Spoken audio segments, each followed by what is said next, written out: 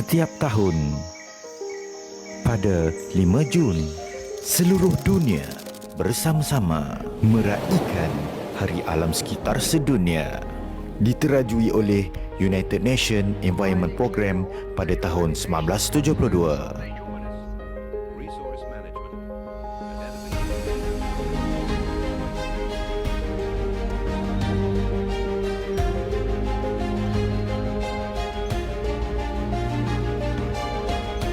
Walaupun setiap tahun pencemaran demi pencemaran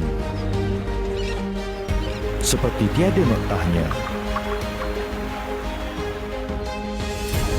sehubungan itu Jabatan Alam Sekitar akan terus memastikan alam sekitar terus dipelihara dan dipelihara.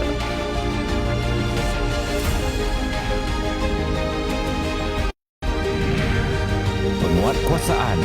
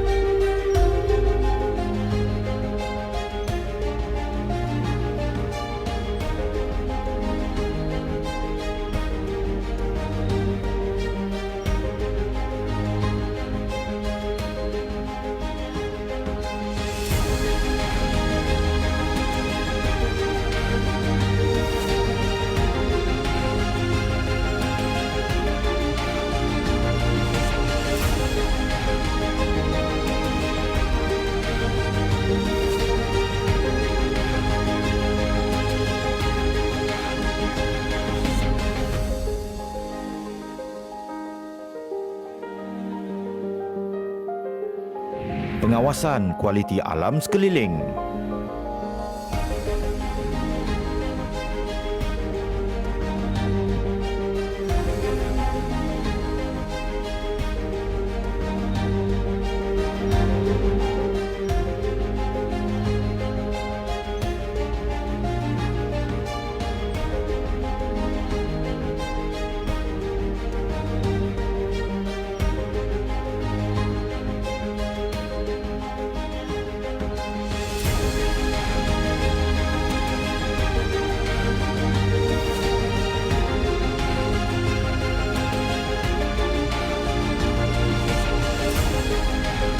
Institut Alam Sekitar Malaysia, EMAS.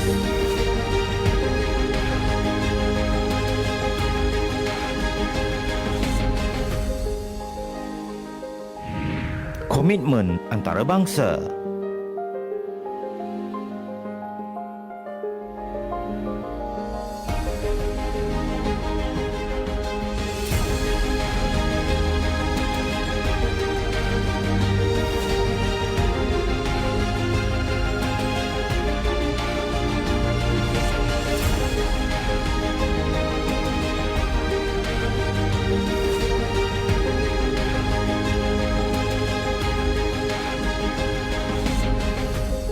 Mexico.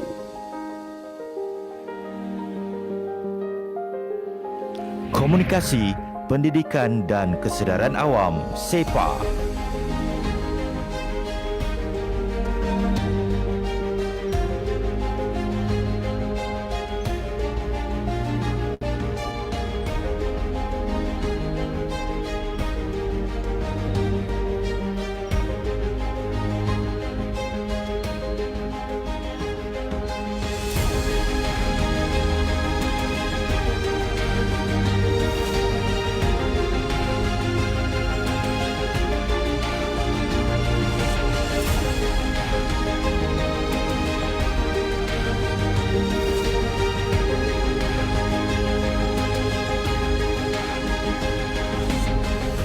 Pengiktirafan.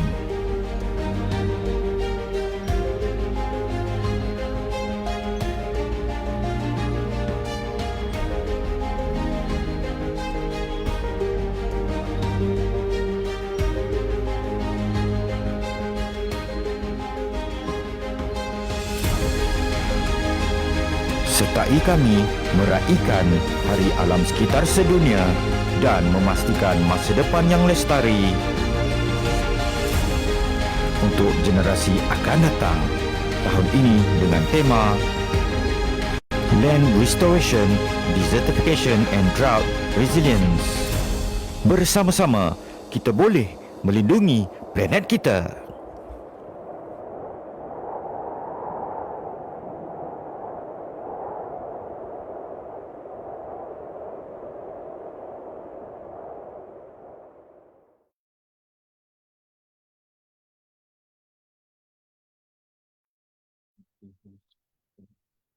Okey, Assalamualaikum warahmatullahi taala wabarakatuh.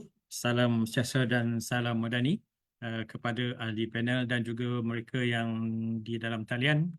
Alhamdulillah pada pagi ini saya dapati telah ramai lebih kurang 149 orang, semakin meningkat, semakin ramai dan semakin orang kata apa, excited nak mendengar celoteh daripada panel-panel kita yang pakar lagi arif tentang EIA, tambah-tambah lagi apabila ianya telah dikuatkuasakan pindaan-pindaan baru ni, masing-masing excited.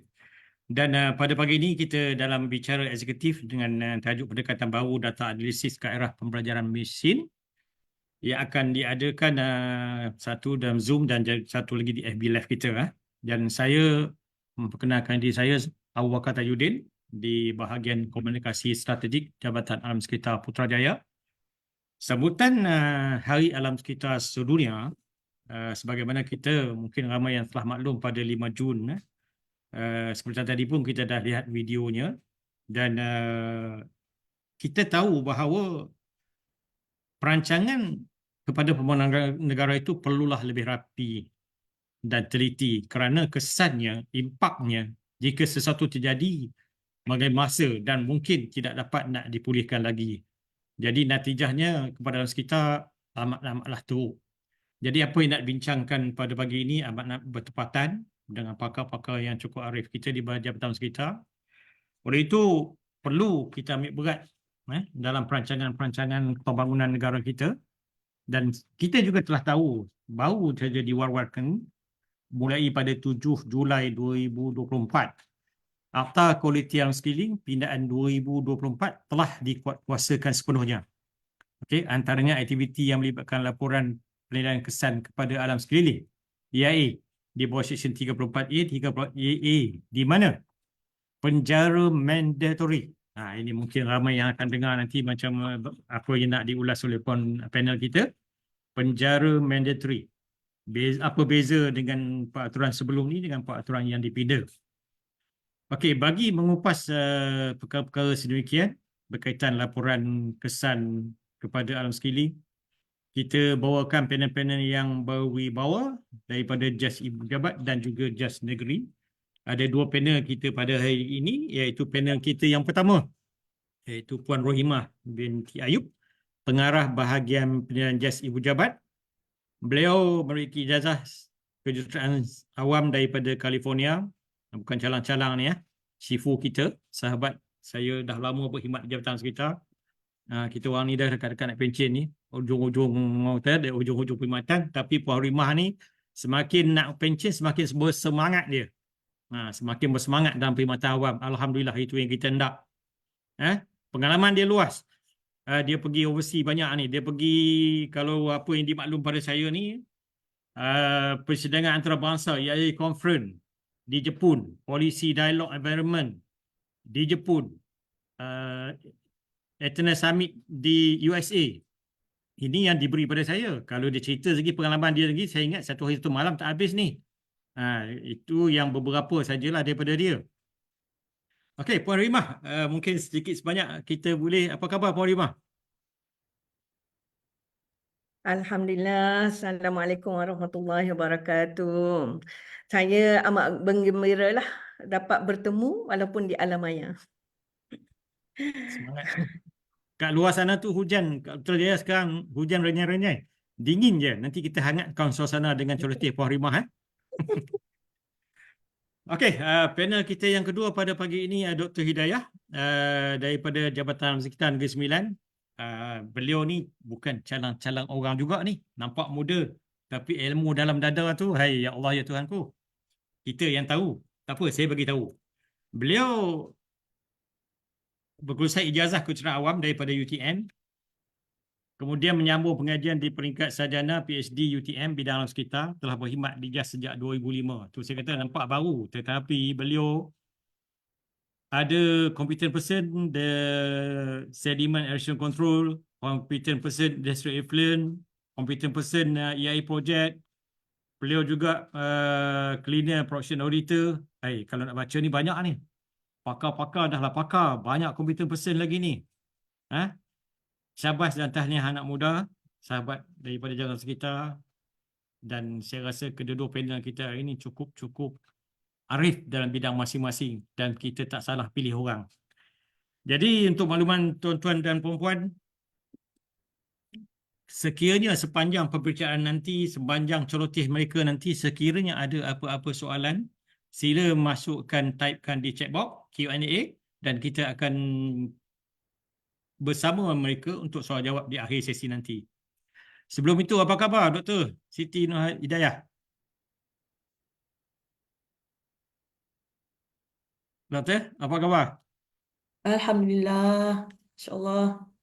Harap semua Daripada juga sihat ya. dari Negeri Sembilan ke pagi tadi? Tak, saya daripada rumah di sini. Okey, alhamdulillah. Terima kasih. Sampai juga ke Putrajaya. Alhamdulillah. Alhamdulillah. Okey, tanpa melengahkan masa, saya rasa dah mencecah 159 orang.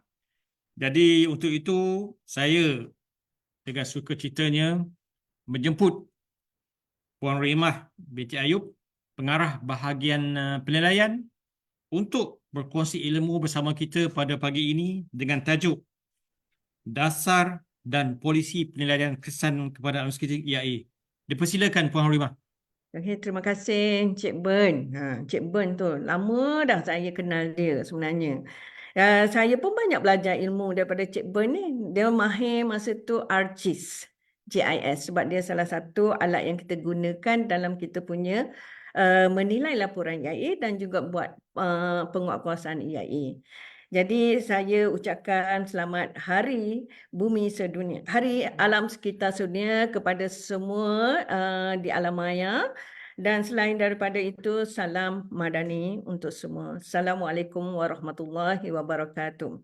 Jadi topik yang saya diberikan untuk hari ini adalah mengenai dasar dan polisi penilaian kesan kepada alam sekeliling.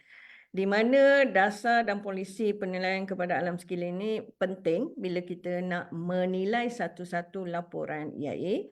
Bukan sahaja masa menilai, untuk perunding-perunding yang layak tu, masa dia pun perlu mengkaji semasa menyediakan laporan EIA tersebut. Supaya laporan EIA itu kita boleh lulus mengikut kita punya garis panduan yang ditetapkan.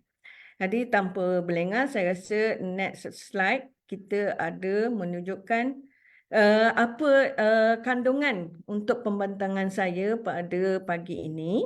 Jadi kalau kita tengok pengenalan, objektif EIA, implementasi, dasar dan polisi, cabaran dan masa hadapan. So saya letak tu dasar dan polisi tu lama sikit. Tak apalah. Sebab kita nak tunggu kan masa tersebut. Next one.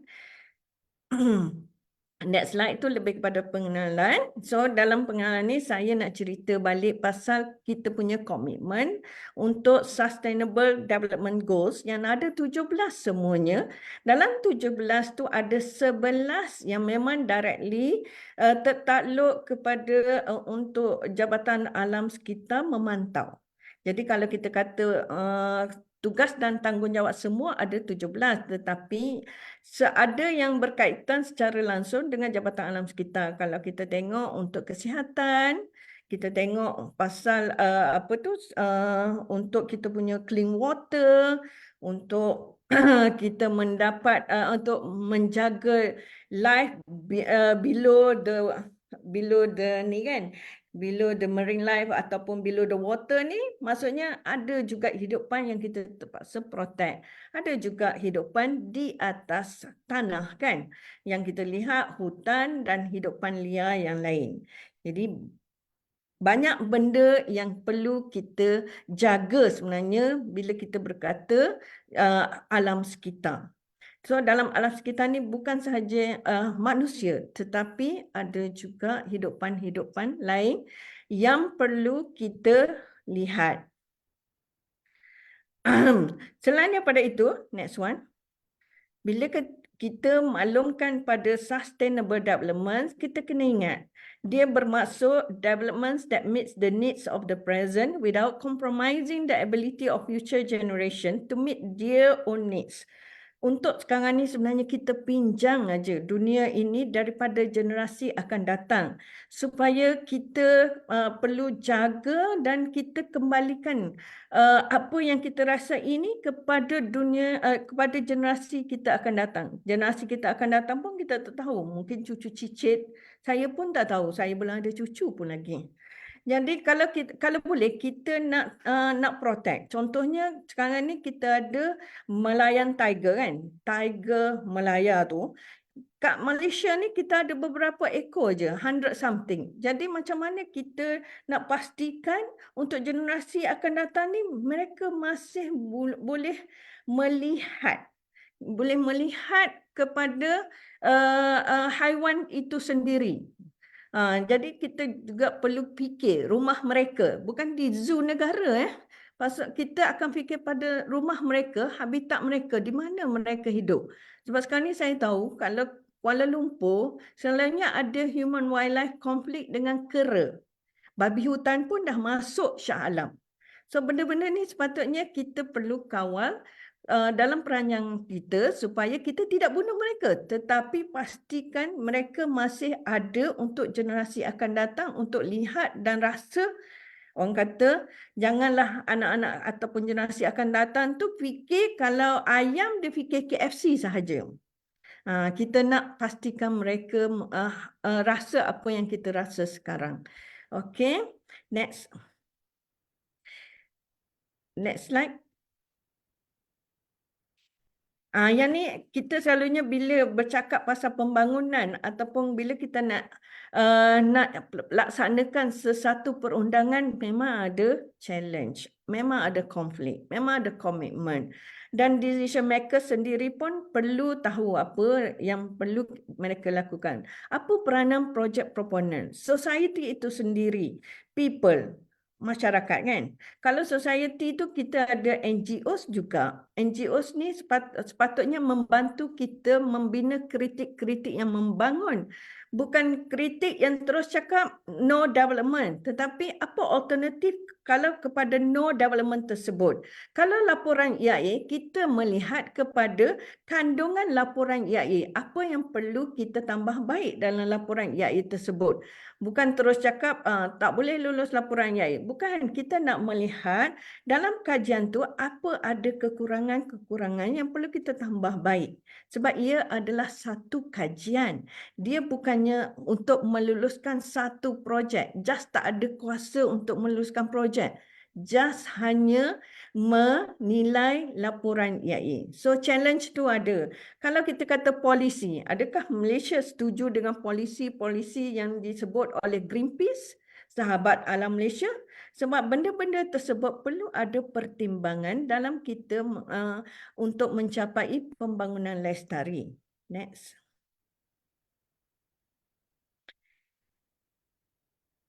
Okey, yang ni saya rasa isu pasal EIA ni, Environmental Impact Assessment ni memang dah famous lah. Kalau akhbar utama, kalau projek je tanah runtuh terus tanya, ada laporan EIA lulus ke? So maksudnya dia sekarang ni masyarakat Malaysia memang peka lah kepada keperluan EIA itu sebagai salah satu alat sebenarnya dalam perancangan. Dan bila dah lulus laporan EIA itu, kita angkat kepada pihak berkuasa yang meluluskan laporan EIA untuk memberi pertimbangan. Pihak berkuasa yang meluluskan projek untuk memberi pertimbangan sama ada projek itu boleh diluluskan atau tidak diluluskan atau diluluskan dengan bersyarat. Sebab kajian EIA ini kita melihat kepada semua benefits dia, benefits projek tersebut, kita juga melihat kepada negative impact projek tersebut. Jadi, yang membuat pertimbangan akhir untuk kelulusan sesuatu projek adalah pihak yang berkhusus meluluskan projek tersebut, bukan Jabatan Alam Sekitar. Kuasa Jabatan Alam Sekitar hanya meluluskan laporan EIA dan memberi nasihat berdasarkan hasil penemuan dari laporan EIA tersebut. Ini yang ramai yang ingat bila lulus laporan EIA, projek lulus. Tak semestinya. Sebab kajian EIA itu dia macam satu nasihat. You nak lulus, adakah you sanggup nak buat mitigasi-mitigasi ini? Jadi ada yang menyesal tau. Bila lulus, dia kata bila buat mitigasi itu, kos buat mitigasi itu lebih banyak daripada kos projek. Okay, next. Sebab nanti saya kupas banyak lagi lah. Next one. Okay, ni pasal EIA. Next. Objektif utama EIA ni, saya rasa dia sebenarnya kalau kita dalam Malaysia ni kita ada 3 peringkat. Perancangan untuk satu projek. Yang kedua, pangsa pelaksanaan projek. Yang ketiga, bila operation projek tersebut.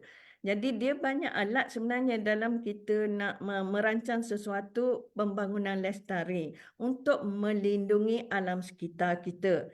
Jadi selalunya orang ingat EIA sahaja, tetapi sebenarnya banyak lagi alat-alat. Yang kadang-kadang EIA itu dia ada combine semua sebenarnya. Alat-alat perancangan tersebut. Dia combine supaya isu kita tak ketinggalan. Hanya sekarang ni ada isu yang kita tak perlu nilai dalam laporan EIA. Contohnya isu impak kepada land use. Sebab dah ada rancangan tempatan daerah yang dah berkuat kuasa. So itu adalah antara alat yang digunakan juga dalam perancangan. Dan dalam meluluskan satu projek juga ada satu laporan cadangan pemajuan ataupun laporan cadangan pembangunan, dipanggil LCP, yang diangkat semasa mesyuarat untuk meluluskan sesuatu projek oleh pihak berkuasa yang meluluskan. Dan ini adalah satu dokumen wajib yang mana dia mengumpul semua ulasan ataupun isu-isu diangkat kepada pihak berkuasa meluluskan termasuk penemuan daripada kajian EIA. Tapi dia bukan bawah Jabatan Alam Sekitar ataupun di bawah Akta Kualiti Alam Sekeliling. Dia adalah di bawah Akta Perancangan Bandar dan Desa. Okay, next one.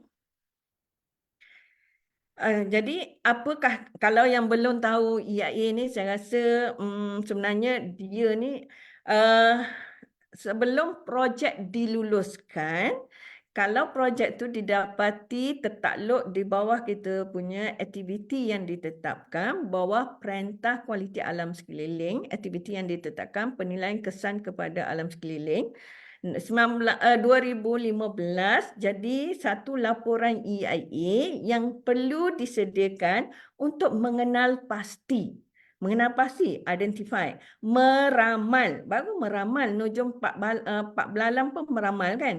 Lepas tu kita nilai impact positif dengan negatif kepada alam sekeliling akibat cadangan projek tersebut. Contohnya apa akan berlaku kepada kualiti alam sekeliling, air, udara, sekarang air laut pun termasuk juga, tanah pun kita bincang juga. Sebab dalam tanah tu pun ada pelbagai fungsi sosioekonomik untuk sesuatu masyarakat yang terkesan di situ dan sebagainya. Jadi banyak benda dalam laporan EIA itu yang kita kaji. Jadi dia bukan just yang apa orang kata pandai-pandai meluluskan satu laporan EIA, tetapi dia memerlukan ulasan-ulasan daripada agensi-agensi lain. So seterusnya daripada laporan EIA, bila dah ramai impak semua, dia mesti ada apa cadangan mitigasi yang mencukupi bagi meminimalkan kesan yang terjadi. Contohnya, kalau kita ada kumbahan yang lebih daripada 150 populasi populasi equivalent, dipanggil setara, populasi setara. Jadi kita perlu fikir apa yang kaedah ataupun teknologi yang terbaik untuk merawat kumbahan tersebut supaya dia boleh mematuhi piawai dalam kita punya peraturan kumbahan. Jadi ni antara yang kita akan tengok dan nilai. Itu contoh-contoh yang saya bagi. Okay, next one. Okey, matlamat EIA sebenarnya kalau boleh kita nak membudayakan aspek pemeliharaan alam sekitar dalam perancangan, maksud perancangan lagi, dan pelaksanaan projek pembangunan. Kepada siapa? Sebenarnya EIA itu boleh juga boleh kepada sesiapa sahaja. Yang penting sekali projek proponan yang kita luluskan laporan EIA itu. Dan selain daripada itu siapa? Masyarakat. Bila masyarakat dia tengok projek tu ada EIA, dia boleh tegur sebenarnya. Adapun aduan lah, selalunya kita kata aduan lah. Dia boleh tegur secara langsung kepada pihak pemaju projek juga bahawa dia telah melanggar ataupun telah menyebabkan pencemaran. Sebab selalunya kita dapat aduan siapa? Downstream. Orang yang berada di hilir sungai. Bukan di hulu tak ada masalah. Tapi di hilir sungai sebab selalunya ada banjir lumpur, isu dia kepada penduduk. Kadang-kadang air terjun tercemar, tanah runtuh, ini antara isu. Dan kadang-kadang semasa operasi kita masih juga mendengar rungutan pasal kualiti udara, bau teruk ataupun sebagainya. Okay, next one. Ni kronologi EIA. Nak kira dah lama sebenarnya. Siapa yang lahir 1975 tu senanglah dia nak ingat. Tapi saya sebab saya lahir 10 tahun ke belakang tu cuba mengingat-ingat jugalah. Jadi kalau tengok 1975 World Bank masa tu dah datang ke Malaysia. Jadi sebenarnya kalau tengok kita memang dah 1975 tu kerajaan telah bersetuju untuk kita adakan EIA ni sebagai salah satu prosedur untuk projek-projek pembangunan. Dan dia dah disetujukan, dia di bawah Jabatan Alam Sekitar. Jadi bila kita lihat, kita dah ada draft sebenarnya 1977 tu dah ada draft pasal EIA guidelines tu. Tetapi kita tak gunakan lagi. Hanya bila dalam perundangan pindaan 1985 kepada Akta Kualiti Alam Sekeliling 1974, kita wujudkan anak Section 34A. Kalau A tu anak pertama. Kalau double A tu anak kedua. Dan untuk memudahkanlah. Sebab kalau dia selalunya mula-mula kalau kita wujudkan satu undang-undang, kita letak tanpa A.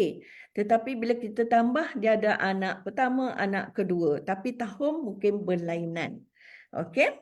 So di situlah kita bila dah wujud 1985, wujud Section 34A memang khusus untuk penyediaan laporan EIA, pematuhan kepada laporan EIA, syarat-syarat kelulusan laporan EIA bila dah diluluskan. Dan ada tindakan-tindakan denda-denda yang kita dari semasa ke semasa kita melihat keperluan semasa. Jadi tadi Tuan Pengerusi pun dah nyatakan sekarang ni dah mandatory. Tapi sebelum ni 1985 kita sebenarnya kalau tak silap saya sebelum pindaan masa tu dia punya denda hanya RM100,000. Okey. Tapi pada tahun 2012 kita rasa ringgit Malaysia dah kukuh. Kita tambah lagi kepada RM500,000 denda maksimum atau penjara tu biasalah sebelum ni pun penjara juga. Tetapi kita rasa ada lagi yang tak patuh kepada keperluan-keperluan syarat-syarat kelulusan laporan EIA ataupun peraturan yang berkaitan. Kita rasa rakyat Malaysia dah kaya. Satu, kita letakkan mandatory penjara. Sebelum ni perkataan atau. Dan kita telah naikkan kepada 1 juta. Sebab saya rasa rakyat Malaysia pun dah mampu dengan kereta elektrik car pun dah mahal sebenarnya. Rakyat marahan tak mampu untuk memiliki kereta elektrik car ni sebab mahal. Okey. So maksudnya kita dah lihat kemampuan juga dalam kita buat pertimbangan untuk menaikkan denda tersebut. Tetapi dalam masa itu bukan denda saja isu dia sebenarnya. Kita juga nak maklumkan pada pindaan 2012 ni dinyatakan juga kita beranak lagi, Section 34 AA. Selalunya kita dengar bateri double A kan, triple A kan. Tapi kita tak sampai lagi triple A, kita hanya dapat Section 34 AA. Ini lebih kepada perintah larangan dan perintah berhenti kerja untuk projek-projek yang tertakluk kepada Kepulauan EIA. Jadi kita juga pada tahun 2015, kita juga ada perintah yang baru berdasarkan aktiviti-aktiviti yang ditetapkan didapati kita tak sangka wujud juga benda-benda baru. Contohnya sebelum ni kita tak sangka nuklear tu akan ada di Malaysia di satu masa akan datang. So kita wujudkan dalam 2015. Dan kita dapati ada juga operasi-operasi yang menghasilkan buangan yang berradioaktif. So kita wujudkan juga. Dan selain daripada itu, ada polisi-polisi baru daripada kerajaan Malaysia. Contohnya mewujudkan ladang hutan di kawasan hutan simpan. Jadi yang tu yang kita tambah baik kepada aktiviti daripada aktiviti EIA daripada Perintah EIA 1987 kepada 2015. Hanya nak maklum sebelum 1987 ni sebenarnya dah wujud laporan EIA atas dasar syarat kepada bank-bank antarabangsa. Ini dulu dah wujud. Bukan kata kita baru EIA ni baru sebenarnya. Contohnya empangan pergau. Projek empangan pergau ni sebenarnya dia tak takluk kepada EIA. Empangan Kenyir pun dia tak takluk kepada EIA, tapi dia sebenarnya disebabkan ada punca kuasa lain. Jadi sekarang pun bank-bank pun dah sedar keperluan green finance ni perlu laporan EIA jika aktiviti tersebut tertakluk di bawah perintah 2015 ataupun memang kita tak tahulah, nanti kita pun akan buat pindaan lagi. Okay, next one. Ini statistik penerimaan laporan EIA. Tapi dia juga indikator kepada pembangunan di Malaysia. Kalau kita tengok laporan EIA berkembang, walaupun masa COVID tu, ada juga kita terima laporan EIA sebab operasi kita masih sama. Hanya dari segi pelaksanaan projek memang tersangkutlah kat situ. Jadi yang tu kita nak membandingkan bahawa sekarang ni laporan EIA tu memang bila bank pun dah paksa, nak tak nak mereka dengan sendirinya, tu self-regulation kan, dengan sendirinya terpaksa patuh kepada keperluan perundangan di Malaysia mengenai penyediaan laporan EIA ini. Okay, next one. Ini projek yang popular lah sekarang ni. Kalau projek yang popular, selalunya dia berdasarkan keadaan bisnes semasa, perniagaan semasa yang demand semasa. So, bila Malaysia galakkan circular economy untuk buangan, so kita terima laporan EIA pun yang paling top sekarang ni. Kalau kita tengok tak boleh nak lawan dengan yang lain. Dia 200 kan. Tahun lepas 200. Tahun ni pun saya rasa banyak juga laporan yang telah diluluskan oleh JAS negeri lah. Okey, lepas tu kita tengok perhutanan. Perhutanan disebabkan bila kita wujudkan ladang hutan. So banyak ladang hutan yang kita terima sebenarnya, dan dalam ladang hutan ni ada juga aktiviti pembalakan. Dia komponen dia, kita tak boleh lari. Dan seterusnya pembangunan di kawasan cerung. Yang ni selalunya yang melibatkan pembangunan struktur. Kena ingat struktur. Sebenarnya kalau kita tengok kadang-kadang ada juga aktiviti tu dia satu projek tapi banyak aktiviti sebenarnya. So yang kita kenal pasti ni kita ambil yang major. Dalam aktiviti tu major aktiviti itulah yang akan dilaksanakan yang paling banyak. Okey, seterusnya implementasi, seterusnya kita tengok apa dia. Ni nak tunjuk pasal prosedur EIA di Malaysia sebab ramai yang tanya macam mana prosedur. So kena ingat prosedur EIA ni untuk kita sebenarnya dalam kita punya akta tu kita dah mention sebelum projek tu dilaksanakan dia telah perlu mendapat kelulusan laporan EIA. So dia adalah planning. Dalam planning tu kita sebenarnya perunding atau pemaju projek dia perlu tahu projek dia ni tertakluk kepada keperluan EIA atau tidak. Kalau tidak tertakluk dia perlu misalnya dia akan hantar kepada pihak berkuasa tempatan atau dia boleh dapat nasihat daripada Jabatan Alam Sekitar. Sebab Jabatan Alam Sekitar pun kadang-kadang kita juga ahli kepada OSC online untuk kebenaran merancang di mana kita juga memberi ulasan projek tu tertakluk EIA atau tidak. Jadi kalau tertakluk EIA, yang pertama dia kena cari perunding yang berdaftar. Jadi perunding tu boleh tengok dalam laman Sesawan JAS lah ataupun MySEC. Bawah program My CEP ya. Boleh tengok yang mana yang renew, yang mana dah lama. Jadi yang penting renew tu. Sebab kalau tak renew, kita tak akan nilai laporan EIA tersebut. Kita hantar balik. Kita hantar balik dan perlu cari orang yang masih valid dia punya registration. So laporan EIA ni disediakan. Dia kena tahu jadual 1 atau jadual kedua.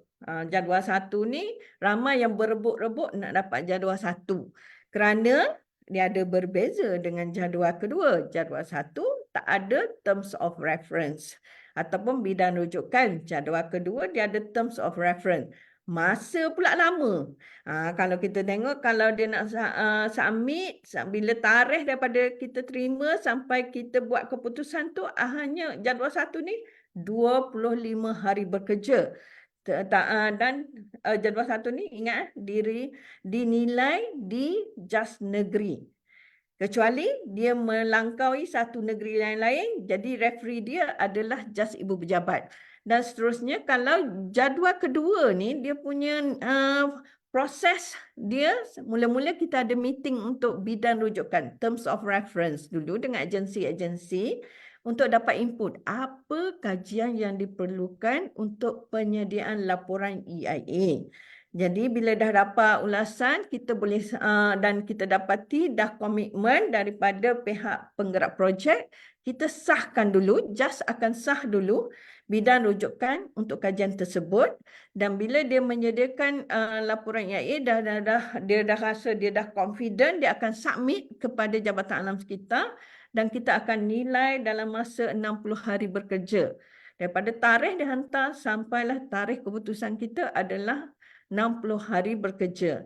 Dan masa tu pun kita masih minta ulasan daripada agensi-agensi. So kalau kata keputusan JAS ni sebenarnya keputusan orang kata berjemaah. Bukan JAS seorang yang buat keputusan untuk terhadap laporan EIA tersebut. Kenapa? Kerana JAS bukan pakar semua sekali isu-isu yang dibangkitkan.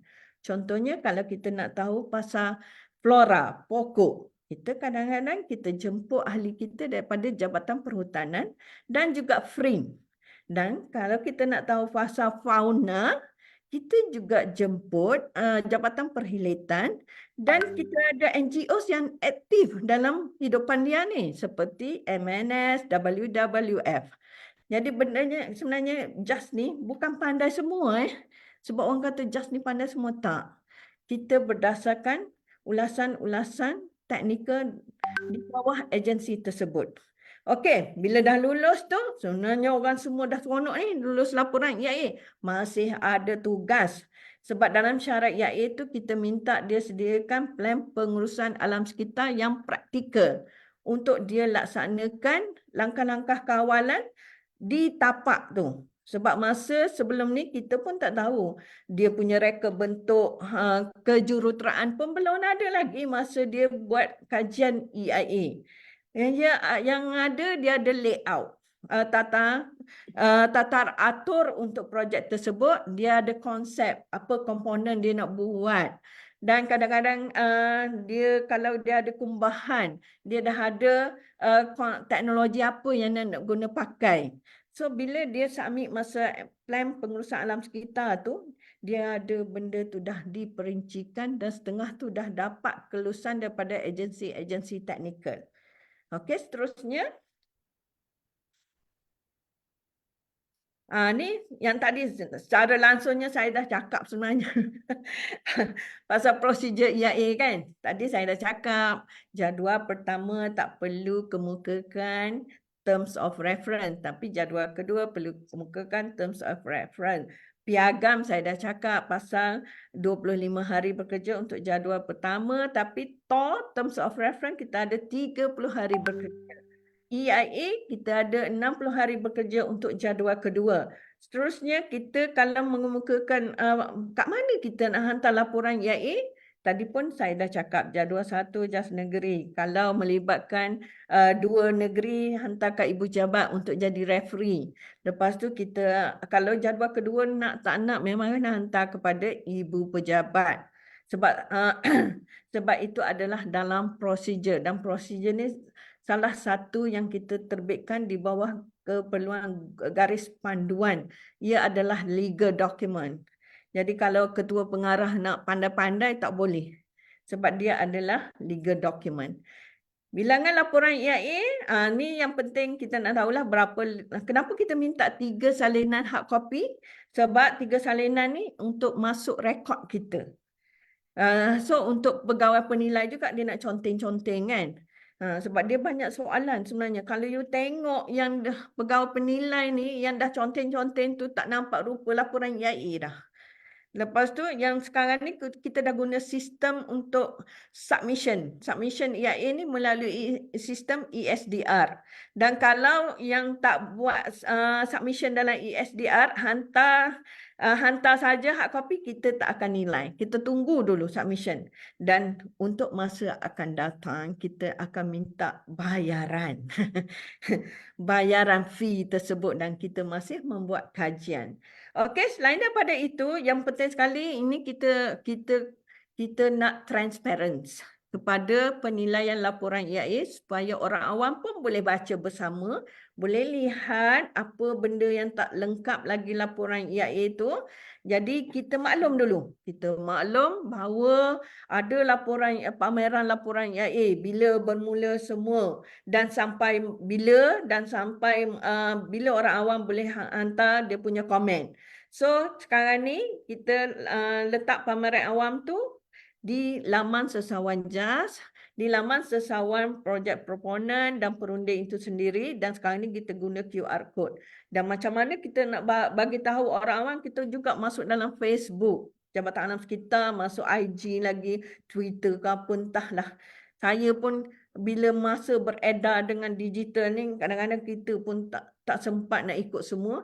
Tetapi yang pentingnya kita nak bagi tahu orang yang terkesan tu dia tahu pasal laporan EIA ini sedang dipamerkan. Dan orang-orang yang profesional, yang profesional ni kita sebenarnya minta dia orang bagi ulasan teknikal pada Jabatan Alam Sekitar, sebab mungkin kita tak tahu ada maklumat-maklumat yang perlu dilengkapkan dalam laporan EIA tersebut. Jadi kalau kita tengok, kita akan pamer 30 hari. Setiap hari. 30 hari itu setiap hari. Dan ulasan awam ni kita akan terima daripada hari pertama. 30 hari itu campur lagi 15 hari. Maksudnya 45 hari. Sebab ada setengah tu dia kata dia memerlukan masa juga untuk hadam laporan EIA itu. Jadi dalam 30 hari itu dia ada masa lagi 15 hari untuk hantar komen kepada Jabatan Alam Sekitar. Okay, next one. Ni pasal komponen utama EIA. Maksudnya apa dia yang ada dalam laporan EIA itu. Yang penting sekali sebenarnya keterangan projek. Kenapa keterangan projek ni? Sebab kita nak tahu lokasi dia tu kat mana. Sebab lokasi juga memainkan peranan dalam kita menilai impak. Contohnya ada kata nak buat jambatan. So bila buat jambatan tu dia akan melintasi kawasan sensitif alam sekitar. Sungai tu. Sungai, rizab sungai itu kawasan sensitif alam sekitar.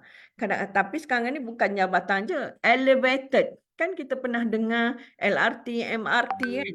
Kadang-kadang dia punya tu dekat dengan rumah kan. Bila dia jalan je bunyi yang sakit telinga. Jadi kita cuba nak tahu lokasi tu penting. Lepas tu cara dia nak design tu macam mana. Sebab setiap kilang lah. Saya ambil contoh kilang. Kilang ni proses. Dia ada proses yang perlu kita tahu dia punya raw material apa dia dan apa dia produk akhir. Macam dia daripada raw material tu kita nak tahu mass balance. Sebab mass balance tu penting sebab dari situ kita tahu apa dia punya punca-punca pencemaran dan berapa banyak yang akan dikeluarkan. Dan masa operasi macam mana dia nak tu. Sebab tu pentingnya kalau LRT, MRT ni ataupun ECRL kita nak tahu masa operation ni dia dah ambil kira reka bentuk untuk mengurangkan bunyi bising. Okey, ini penting ya keterangan projek, komponen-komponen projek tu sebab dia memberi impak. Kadang-kadang bila kita tanya ladang hutan, adakah pembalakan akan dilaksanakan sebelum tanam pokok hutan? Nah, kalau ada pembalakan, dia ada implikasi.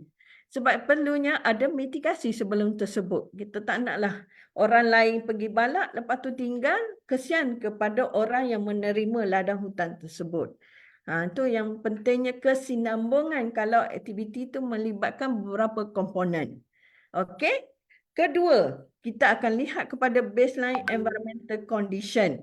Ni baseline ni maksudnya kita ambil data-data pensampelan air, udara, geologi, biodiversity. Jadi kat sini kalau perkhidmatan dia akan cakap kamera trapping. Berapa hari. Sebab haiwan pun dia berhijrah juga. Tak semestinya dalam satu hari tu you boleh lihat semua sekali. Okey? Pensampelan kadang-kadang untuk udara air kita minta secondary data. Maksudnya data-data persekitaran yang boleh dikaitkan dengan analisa. So geologi ni dia perlu pakar yang berdaftar dengan Board of Geologists. Sebab ni penting juga untuk kita tengok professionalism. Selain daripada itu, data tu adalah data yang genuine, bukan yang tipu-tipu punya. Okey. Keadaan semasa persekitaran ni sampel sebenarnya lebih kepada human juga. Sebab takut ada kampung. Bukan kampung, kadang-kadang rumah sesebuah pun kita mengambil kira impak kepada rumah tersebut. Contohnya kalau buat kuari, dia ada blasting. Jadi adakah dalam kajian itu, bunyi blasting tu, gegaran, bunyi, adakah ia akan memberi kerosakan ataupun impak kepada rumah sesebuah tersebut. Jadi itulah kalau memang terperinci bila kita menilai sesuatu laporan EIA. Dan bila kita dah kenal pasti, kita dah nilai potensi impak, kita nak juga tengok impak kumulatif juga secara langsung atau sebaliknya. Sebab kadang-kadang ada yang buat expansion. Dia tambah lagi dia punya proses. Dan kita nak melihat sama ada udara yang sekarang ni okey tak, bila tambah ni adakah akan memberi impak yang lagi terkesan kepada persekitaran. Dan bila kita tengok dah impak tersebut, kita nak tengok langkah kawalan. Kita tak kata zero discharge ataupun zero emission, tetapi kita nak mengurangkan impak itu berdasarkan standard yang kita dah tetapkan dalam Akta Kualiti Alam Sekeliling. Jadi impak ni memanglah secara memang akan ada. Tetapi macam mana kita nak kurangkan dan mematuhi akta-akta yang ada di Malaysia ni. So bukan Akta Kualiti Alam Sekeliling aja. Kita juga ada akta-akta lain. Kalau Lombong dia ada Akta Pembangunan Mineral. Jadi kalau ada akta lain tu untuk bawah pihak berkuasa kerajaan tempatan pun dia ada akta kerajaan tempatan dan juga ada akta pengairan dan saliran. Maksudnya banyak lagi akta lain. Tetapi orang kalau EIA ini dia terus kait kepada Akta Kualiti Alam Sekeliling 1974. Tak semestinya. Sebab langkah kawalan tu juga melibatkan peruntukan perundangan bawah bidang kuasa agensi lain-lain. So langkah kawalan tu dia akan senaraikan bawah plan pengurusan alam sekitar. Tetapi dalam laporan EIA masa ni dia lebih kepada framework. Dia bukan detail lagi. Sebab detail bila dia dah masuk tapak, dia tahu apa yang perlu dilaksanakan di tapak semasa pelaksanaan nanti. Sebab projek ni dia ada 3 stage. Dia ada pre-development, development and operation. So benda tu akan berlainan. Bila you nak buka tanah, Mula-mula you buat apa dia? You akan potong pokok. Yang kedua, you akan potong tanah. Lain-lain. Mitigasi dia pun mungkin berubah tempat. Yang ketiga, bila operation. Bila operation kan. Sebab kita selalunya kalau dah beli rumah tu, kita nampak yang cantik sahaja. Kita tengok longkan pun longkan dah konkrit. Tetapi masa kerja tanah tu, longkan belum konkrit lagi. Selalunya longkan tu longkan tanah sahaja. Dan bila longkan tanah ni yang kita nak pastikan supaya kawalan sedimen dilaksanakan. Dan untuk mengurangkan sedimen tu, kita nak tengok langkah hakisan.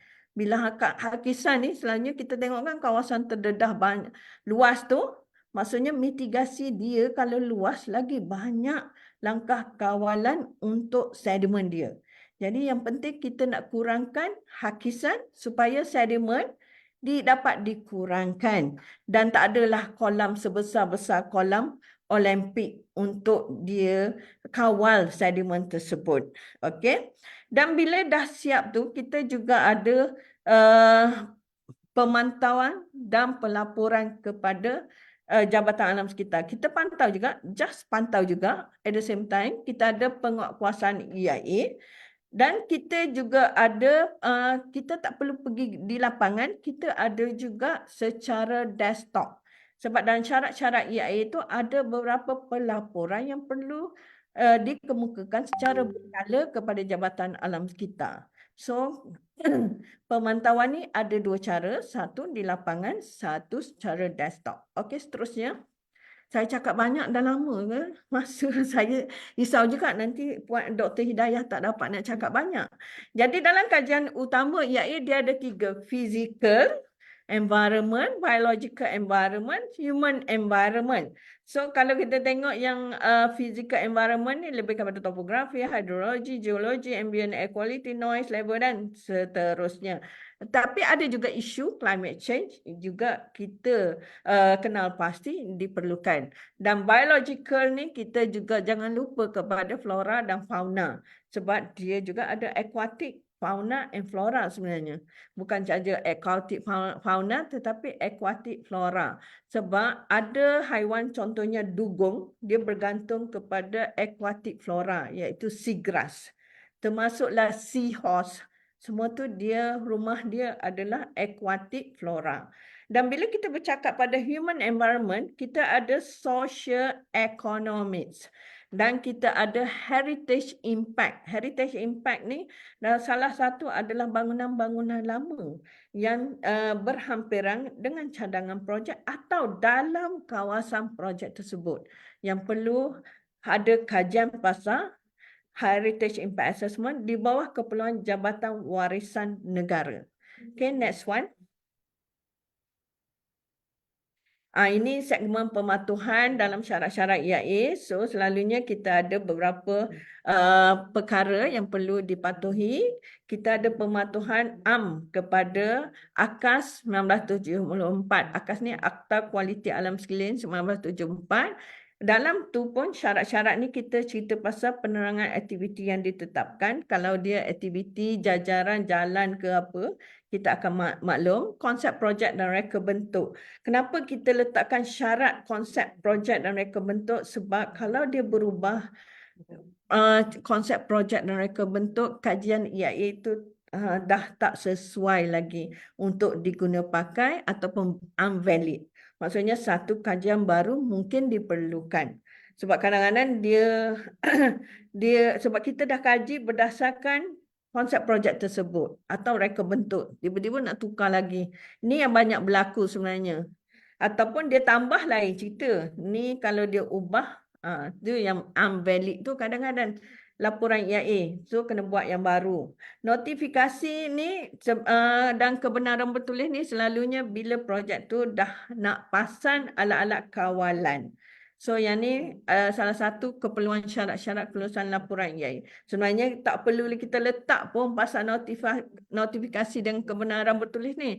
Sebab di atas tu kita dah cakap pematuhan bagi Akta Kualiti 1974, Maksudnya dalam tu pun ada pasal pengurusan buangan terjadual, pasal udara bersih, pasal effluent, pasal kumbahan dan lain-lain. Yang paling banyak kita dapati sebenarnya kadang-kadang pembakaran terbuka di tapak. Yang ni pun ada. Tapak IAA pun walaupun dah syarat jangan lakukan pembakaran terbuka, tapi kadang-kadang ada juga yang manusia ni yang buat juga. So, kawalan-kawalan pencemaran lain ni lebih kepada langkah-langkah kawalan lah. Dan keperluan plan pengurusan alam sekitar ni untuk dia kemaskini dari masa ke semasa. Program pengawasan alam sekitar ni ada juga yang bila berubah mengikut, lokasi pengawasan tu berubah mengikut keperluan semasa. Dan akhir sekali adalah pelaporan lah, sebab syarat kita ni laporan berkala untuk pengawasan, pematuhan, status projek pun kita minta supaya mereka lapor secara berkala. Sebab status projek ni penting. Kadang-kadang projek tu 10 tahun pun masih status tidak berjalan. Okey, seterusnya. Next one. Ni untuk pos penguatkuasaan EIA selalunya kita ada beberapa insiden lah. Saya tak nak cakap banyak lah pasal pos EIA ni sebab saya rasa Dr. Hidayah sebab dia di negeri kan, di negeri dia yang buat penguatkuasaan EIA. So ni nah contoh apa yang berlaku bila ada kes yang national interest, ibu pejabat akan masuk campur. So bila kes Gunung Inas, Kedah, debris flow incident kan ada yang meninggal 3 orang tu. Jadi banjir, kejadian banjir. Banjir tu bukan saja ada lumpur tapi ada juga pokok dan batu-batu. So bila kita siasat, kita dapati ada perubahan kepada konsep EIA dan syarat EIA pun ada perubahan tersebut. Dan kedua, bila kita siasat lagi, kita dapati ada isu macam mana mereka melupuskan overburden dan biomass management. So yang ni antara isu yang kita lihat salah satu yang menyebabkan kesan kepada debris flow tersebut. Sebab saya tahu kadang-kadang bila tak ada pemantauan ataupun self-regulation ni banyak subcon. Sebab kontraktor selalunya ada yang besar tetapi dia banyak hire subcon, di mana subcon ni, kontraktor ni, dia untuk senang, dia tak hantar dia punya overburden tu ke tempat yang ada designated sebagai overburden area. Dia hanya tolak tanah tu tepi cerun-cerun. Dan itu yang menyebabkan ketidakstabilan cerun tersebut. Bila hujan lebat, ini yang akan berlaku. Satu lagi, biomass management. Biomass management pun kalau kita tak lupus secara betul, dia boleh menyebabkan puing-puing kayu tu akan mengalir bersama dengan debris flow tersebut. Okay, next one. Dah nak habis kan? Next one. Ni yang landslide ni. Yang landslide Batang Kali. Yang ni lagi ramai nyawa yang terkesan. Lebih kurang 31 orang. Di mana bila kita tengok balik, sebenarnya jalan tu tak takluk kepada keperluan EIA sebenarnya. Kita tengok balik, oh jalan ni tak tertakluk. Tetapi bila kita semak sebenarnya kawasan yang dijadikan camping ground tu tertakluk kepada keperluan syarat-syarat kelulusan EIA. Kita dah lulus satu laporan EIA. Dan bila kita semak lagi, kawasan yang dibina camping site itu sebenarnya dalam syarat kita adalah no-go area. Tidak ada pembangunan dibenarkan sebenarnya kawasan yang tersebut. Dan bila kita semak balik, tengok-tengok, dia telah mencerobohi kawasan rizab sungai juga. So di situ ada dua isu. Satu, isu kepada orang yang penggerak projek yang kita lulus laporan EIA. Sebab, kenapa? Sebab dia telah membenarkan pembangunan di kawasan no-go area. Sebenarnya dia pajak je, dia sewa kepada camping site tu. Dan bila camping site tu, bila kita lihat balik, dia juga telah membina di kawasan yang bercerun.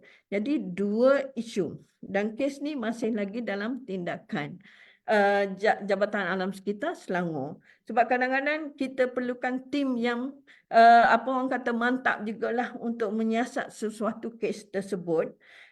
Dan memang kita tidak dibenarkan masuk untuk hari pertama ataupun hari seterusnya hinggalah kita mendapat kebenaran daripada komander yang bertugas di kawasan tersebut untuk demi keselamatan pegawai yang menyiasat.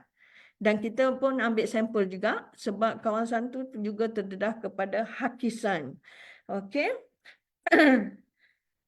Banyak lagi kes-kes lain sebenarnya kalau saya nak cerita. Tapi kita ada dasar dan polisi. Okay, next one. Ini adalah dasar-dasar yang kita perlu patuhi.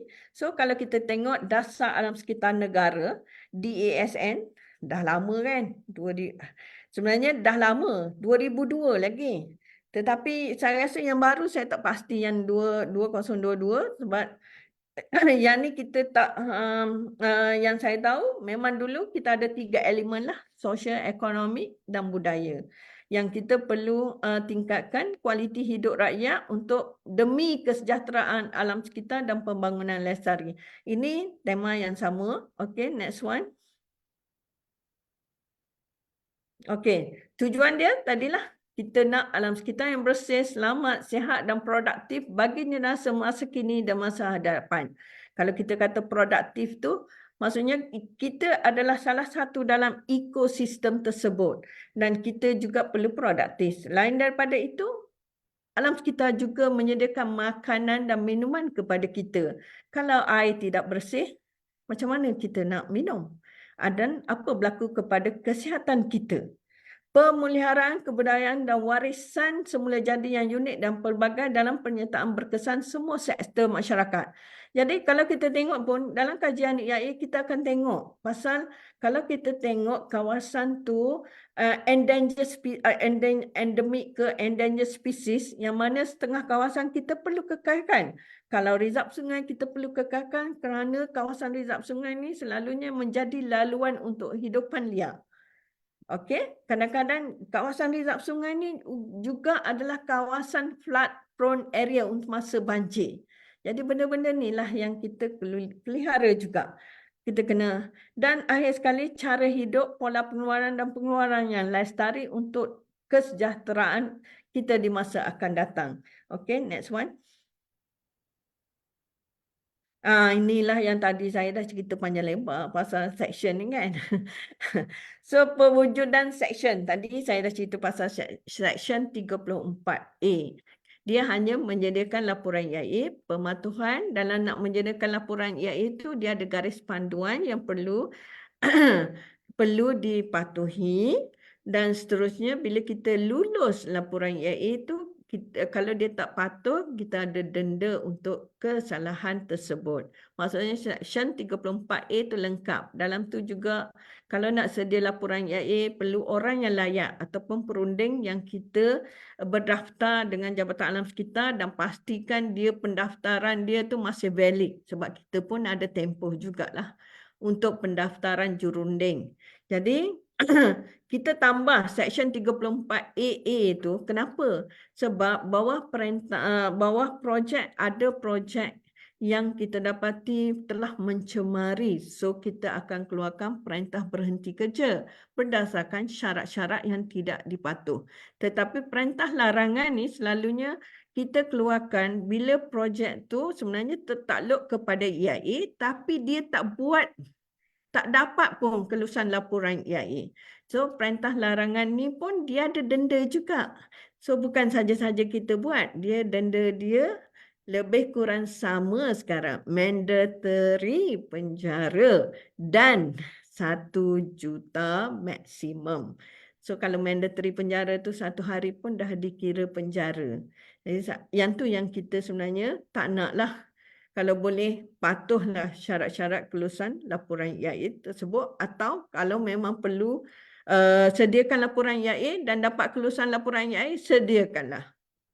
Okey, kalau tengok Seksyen 33A, sebab dalam syarat kelulusan laporan EIA kita dah nyatakan keperluan audit oleh third party. Auditor-auditor kita ni pun kita register dan kita renew juga supaya kesahihan mereka tu masih ada.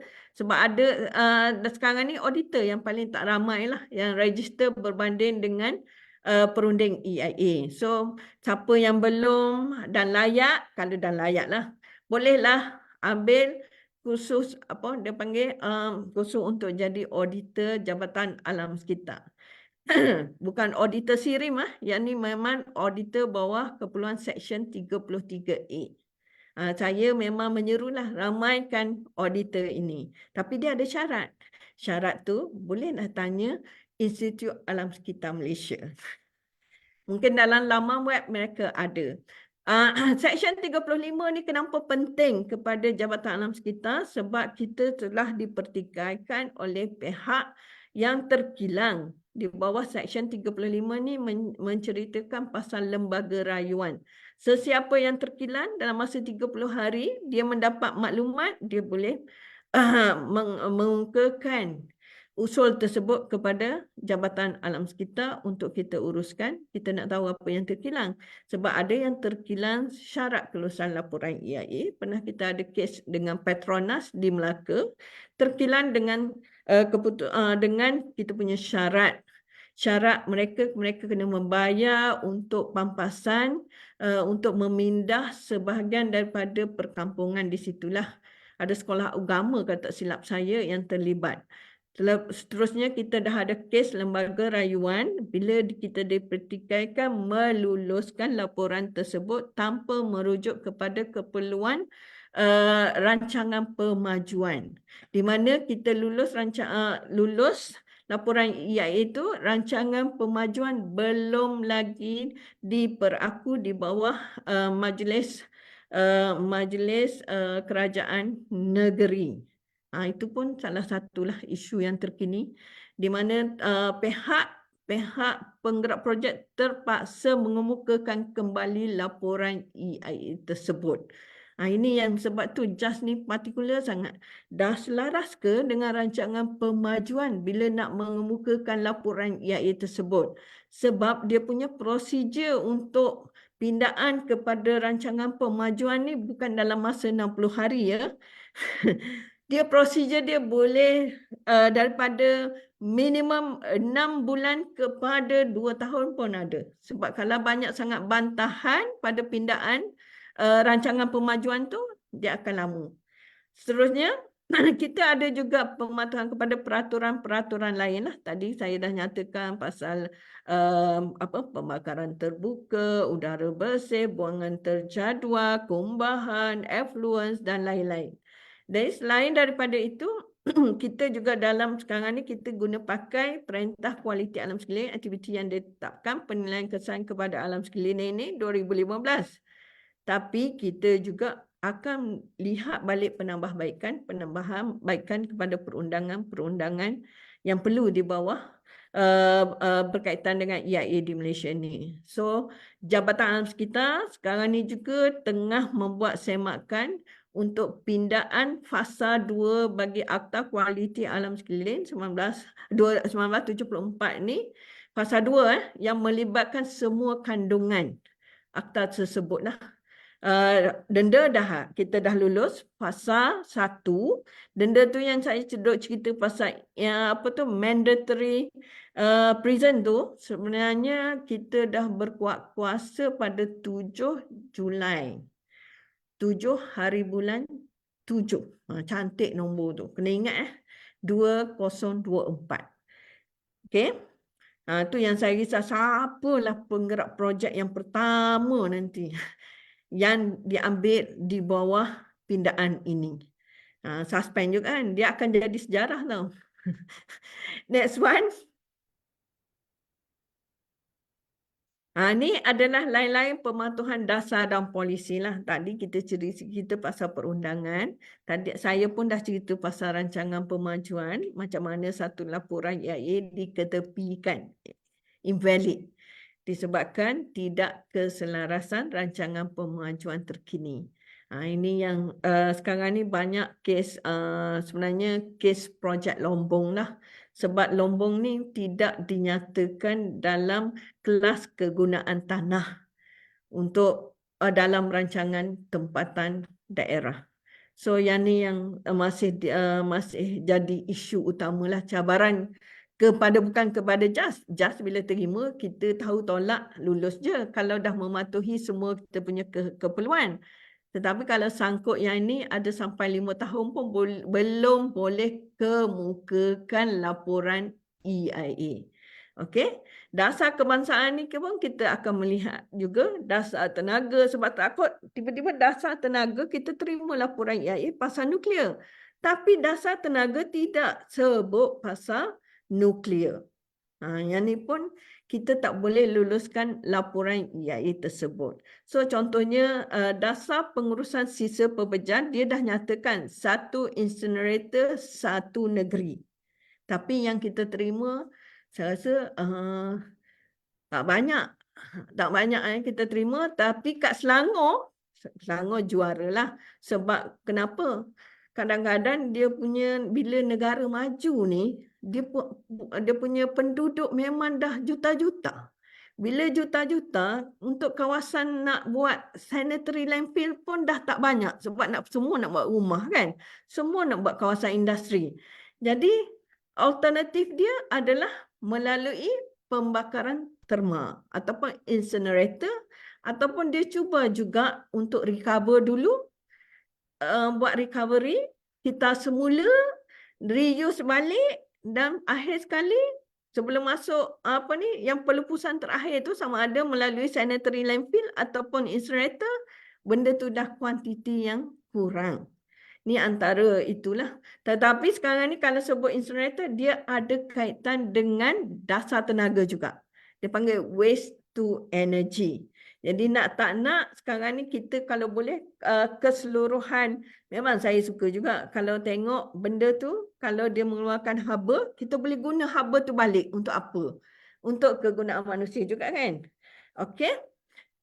Akhir sekali ni garis panduan. Garis panduan ni banyak. Ada yang salah satu garis panduan tu konflik pula. Garis panduan Jabatan Alam Sekitar dengan pihak berkuasa tempatan.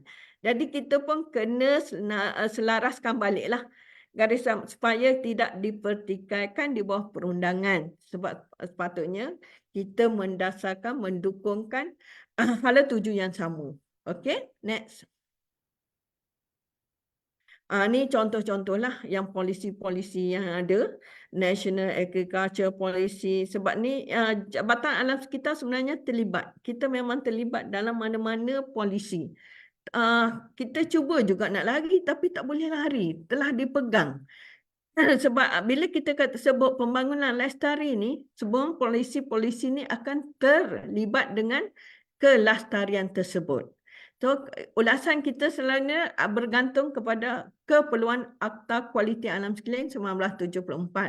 Kita akan mention lah kalau projek tu, kalau buat macam ni, keperluan EIA. Itu yang selalunya kita akan nyatakan lah. Next. Ni garis panduan lah. Kita sendiri pun di bawah rancangan Malaysia ke-12, kita ada banyak garis panduan yang kita laksanakan. Dan garis panduan ni adalah untuk panduan, at the same time ada yang jadi legal sebab dia ada kaitan dengan keperluan Seksyen 34A, tetapi ada sebagai panduan sahaja. Jadi antara garis panduan ni semua free ya. Jangan jumpa saya nak beli, semua free. Sekarang ni kita free, kita boleh download di bawah kita punya website. Tapi kena daftar lah dulu, kita juga nak tahu siapa yang download kan. Okey. Next. Ni cabaran. Cabaran ni kalau nak kira lah banyak lah. Nak tahun depan pun salah satu cabaran saya sebenarnya. Sebab saya nak pencen tahun depan ya. Saya tengah menunggu mengira hari ni. Yang pertama cabaran kita ni, sebab projek ni kadang-kadang dia berubah mengikut masa. Sebelum ni kita tak pernah dengar pasal renewable energy kan. Solar farm. Tiba-tiba solar farm pula dasar baru dalam renewable energy. Kita cek-cek semak-semak bawah perintah EIA 2015 tak ada pun sebut pasal solar farm. Yang dia sebut pasal guna bahan api macam coal, guna gas. Even biomass pun tak ada dalam kita punya keperluan akta perintah EIA 2015. So benda tu berubah dari semasa ke masa, sebab itulah kita kadang-kadang kena juga pindah mengikut perubahan kepada projek, kompleksiti projek-projek baru ni. Tapi nasib baik nuclear power plant dah ada ya. Kalau tiba-tiba bawah renewable energy nak guna nuclear power plant, maksudnya Jabatan Alam kita dah bersedia. Even kita dah bersedia dengan garis panduan. So itulah contohnya. Sebenarnya kita perlu ke hadapan. Tiba-tiba nak buat apa ni, katalah tiba-tiba nak buat roket pelancar kan. Nasib baiklah roket pelancar tu datang dengan landasan aerodrom. So bolehlah kita ambil kira dalam keperluan EIA tersebut. Jadi di masa hadapan kita pun tak tahu. Jadi bila kita buat pindaan tu kita kena fikir. Sebenarnya satu-satu projek tu apa impak yang ketara yang memerlukan kajian EIA. Dan teknologi yang kedua ni kita tengok inovasi teknologi pun berubah-ubah. Kita tengok dulu mana ada waste to energy. Sekarang ni dah ada waste to energy. So inovasi berlaku, inovasi baru yang berlaku. Sekarang ni kalau kata circular economy, pelbagai teknologi datang. Macam mana kita nak recover balik buangan kita menjadi produk ataupun benda yang boleh diguna balik. Okey?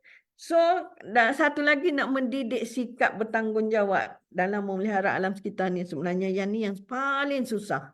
Sebab saya ingat dulu masa saya kecil-kecil, cintailah sungai kita dalam iklan TV. Sampai sekarang pun tak berjaya-jaya. Lepas tu projek apa tu untuk masukkan tin tin aluminium dalam bekas stone yang disediakan kan. Serasa pun tak berjaya. Jadi benda tu susah sebenarnya nak ubah masyarakat kalau kita tidak ubah dari kecil lagi. Sebab tu Jabatan Alam Sekitar pun ambil tanggungjawab tersebut. Kita menyediakan modul sebenarnya untuk tadika. Tapi saya tak pastilah sama ada pihak yang mendidik kanak-kanak ni menggunakan modul tersebut. Sebab dia adalah cara yang saya rasa yang paling berkesan kalau nak mendidik mereka. Sebab kita masih lihat kalau musim rambutan pun ada yang buang kulit rambutan melalui tingkat kereta. Yang terkini pula, ada pula yang kencing dalam botol tu, botol plastik, lepas tu dia buang melalui tingkat dia. Itu pun sikap yang tidak bertanggungjawab sebab air kencing tu telah boleh mencemarkan air sungai kita kalau tidak dirawat dengan secara betul. Tu contoh-contohlah saya bagi macam mana susahnya nak ubah masyarakat. Kita sebenarnya kalau tengok dulu bila pembakaran terbuka ni, bila jerebu kita nak ubah minda makcik-makcik kat kampung. Saya pun makcik juga ya. Kat kampung ni supaya petang-petang janganlah bakar kan sampah-sampah tersebut kan. Susah. Lala kita pergi warning dulu. Lepas tu kita compound juga. Tapi compound dia kita tengoklah rumah kecil kan. Tak sesuai lah kita sampai maksimum 2,000 kan. Itulah contohnya yang kita macam mana susahnya nak ubah ni, nak mendidik sikap bertanggungjawab ni. Termasuklah pemaju-pemaju yang besar-besar ni. Tapi pemaju ni kalau dia dah komit dengan ISO 14,000 ke apa, dia selalunya telah bertanggungjawab dengan keperluan tersebut lah. Saya tengok dia big companies, they have commitments lah. Sebab apa? Sekarang ni orang tanya tau. Kalau you nak jual minyak sawit pun sampai dia tanya, dah ada laporan EIA? Saya pun terkejut juga. Maksudnya masyarakat telah berubah tapi mengambil masa yang lama. Okay, next one. Ni challenge lah. Kalau saya nak kata banyak, memang banyaklah bendanya. Okay, so challenge dia increase complexity of project and environmental issues. Saya rasa sekarang ni pun isu yang terkini ada yang cerita pasal carbon capture. Saya pun Carbon pun boleh capture kan. Sebelum ni carbon emission ni selalunya kita ada standard dia. Standard daripada kilang-kilang. So sebenarnya ada benda yang baru dari semasa ke semasa. Orang kepala Jabatan Alam Sekitar pun nasib baik tak mereng lagi. Sebab kena fikir what's ahead kan. Sebab benda-benda baru. Lepas tu tiba-tiba nanti kita nak fikir macam mana bila kapal kereta terbang ni. Kita takut juga ada risiko kan. Selalunya kita dengar helikopter je kan. Sekarang ni kapal terbang. So kita tahu landasan dia ke ada ke apa. This is the challenge lah. Yang saya risau wrong public perception. Yang cakap ni iaitu menyelesaikan segala masalah. Sebenarnya kita hanya approve untuk laporan. Laporan IAE sahaja, kita bukan lulus satu-satu projek. Itu yang saya risau juga. Maksudnya kuasa Jabatan Alam Sekitar ni besar sangat. Ramai yang takut. Sebut Jabatan Alam Sekitar semua takut. Sebenarnya kita taklah sebesar itu kuasa kita. Dan kadang-kadang kita ada masalah isu federal dengan state jurisdiction. Polisi lain-lain. Kadang-kadang tu pun jadi isu juga kepada kita bila kita nilai laporan IAE tersebut. Dan kadang-kadang kita juga ada masalah over reliance on EIA. Sebab dia orang kata EIA je, dia orang boleh nampak orang kata transparent. Laporan EIA ni, laporan EIA sahaja yang public boleh capai. Kalau public nak memiliki lain tau. Nak capai maksudnya dia boleh datang library, boleh tengok. Tapi kalau dia nak memiliki, kena belilah dengan projek proponen sebab dia yang buat. Lepas tu dia yang cetak, bukan Jabatan Alam Sekitar. Jabatan Alam Sekitar tak ada duit nak cetak. Sebab tu yang kita terus letak dalam laman web sahaja. Guidelines tersebut. Jadi siapa yang rasa nak memiliki tu, pergilah kepada projek proponen. Dia pun risau sebab laporan IAE itu adalah dokumen perundangan.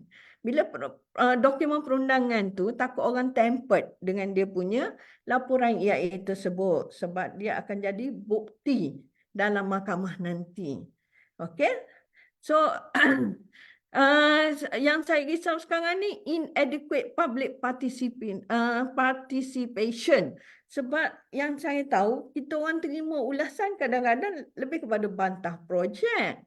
Sebenarnya kita nak tahu apa maklumat yang tak lengkap dalam laporan IAE tersebut. Nak bantah projek, pergilah kepada pihak berkuasa yang meluluskan projek tersebut. Bukan itu. Dan sebenarnya kenapa kita nak buat social survey itu kan? Kadang-kadang social survey ni penting. Tapi ada yang kata tak lengkap. Sebenarnya bila kita lihat orang yang terkesan, yang dekat sekali tu yang paling ramai perlu kita ambil sampel sebenarnya. Sebab dia yang terkesan kan. Jangan yang ambil 5 kilometer jauh tu. Dia orang tak rasa apa-apa. Tetapi yang paling dekat tu yang terasa kalau kita buat projek kan. Kadang-kadang dia orang yang kena dipindahkan ke tempat lain. Ni antara isu lah. Saya bukan... Yang public participation ni saya minta lah yang profesional ni boleh memberi ulasan teknikal mengenai laporan IAE tersebut lah. Okey? Poor quality of IAE report ni memanglah masalah juga kita orang ni. Sebab kita pun rasa malu juga. Sebab bukan saja rakyat Malaysia membaca laporan IAE. Tapi di luar sana pun orang negara lain pun baca juga laporan IAE daripada yang bila kita pamerkan di Jabatan Alam Sekitar ni. So ini pentingnya supaya capacity building tu untuk perunding-perunding juga dan penggerak projek supaya dia orang pun baca juga laporan IAE tersebut. Okay. Capacity of stakeholders. Yang ni ada limitation lah. Macam Jabatan Alam Sekitar sendiri. Kalau kita nak nilai dan kita nak monitor IAE ni. Untuk menilai je kat Jabatan Alam Sekitar Negeri. Paling maksimum pun 3 orang. paling maksimum. Itu pun negeri maju, Selangor. Tapi tempat lain 2 ataupun 1. Ni paling inilah masalah kita, kekangan kapasiti kan. Lepas tu kalau buat pos EIA pun 1 tim 1 negeri. Kalau segi logistik pun kadang-kadang kalau pencemaran tu orang dah buat pembakaran, bila sampai dah tak ada dah padam pun. Sebab logistik jauh. Kita bandingkan orang Kuantan nak pergi nak pergi Kuala Lipis 5 jam juga. Sebab sebab jarak yang jauh. Ini antara isu-isu lah. Kalau saya nak cerita banyak lagi lah. Sebab kita sebenarnya nak minta macam agensi-agensi juga dia perlukan orang yang betul-betul pakar bila memberi ulasan laporan EIA tersebut. Bukannya pegawai muda yang datang kan. Sebab dia adalah legal document. Okey? Next, saya rasa ni hala 7 ni. Sebab saya ada masa dah melebihi masa. Jadi hala 7 masa hadapan ni, kita selalunya sentiasa dinamik lah. Kita cuba yang terbaik supaya kita ni seiring dengan perkembangan teknologi dan pembangunan ekonomi dunia. So perkembangan ekonomi dunia sekarang ni semua duk cerita pasal renewable energy. Kalau sekarang ni sebab kenapa renewable energy? Sebab kereta pun nak kereta elektrik kan. So sebenarnya kalau kita tengok elektrik tu balik, cukup ke dengan kawasan yang kita ada kan, bahan mentah yang kita ada. Kita kena lihat jugalah perkembangan teknologi tu selaras dengan kemampuan di Malaysia itu sendiri. Okay, next. Ni antara penambahbaikan EIA. Tadi saya dah cerita pasal perundangan yang kita akan kukuhkan lagi dengan pindaan fasa kedua rang undang-undang untuk Akta Kualiti Alam Sekeliling 1974 dan kita sedang semak balik sebab kita punya akta tu sekarang ni ada 100 lebih lah. Kalau kita cerita pasal sub banyak sangat kan. So kita nak lihat balik sebab dari segi pelaksanaan sekarang ni sesuai atau tidak atau perlu tambahan. Lepas tu prosedur memperkasakan prosedur EIA di Malaysia. Kita juga melihat sama ada keperluan penlibatan awam tu daripada mana ke mana kan. Sebab yang penting saya rasa masa pelaksanaan projek pun penlibatan awam tu masih penting dilaksanakan oleh pihak penggerak projek juga. Bukannya masa kajian, masa menilai, tapi masa pelaksanaan projek tersebut. Penguatkuasaan EIA, kita nak mantapkan juga penguatkuasaan EIA menggunakan teknologi terkini. Minggu lepas ada seorang profesional ni, dia cakap the best time untuk seseorang enforcer guna 360 kamera.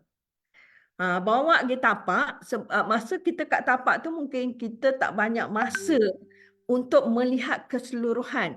Jadi kalau kita ada 360 kamera ni, kita boleh lihat selepas kita balik. Dan selain daripada itu, kita juga ada video kan? 360 video with video with 360 cameras. Ini contohlah. Selain daripada itu, guna teknologi sekarang ni ada area impact assessment. Boleh guna juga kombinasi daripada satellite image. Sorry ya, suara dah nak, sebab dia dah nak sampai penghujungnya.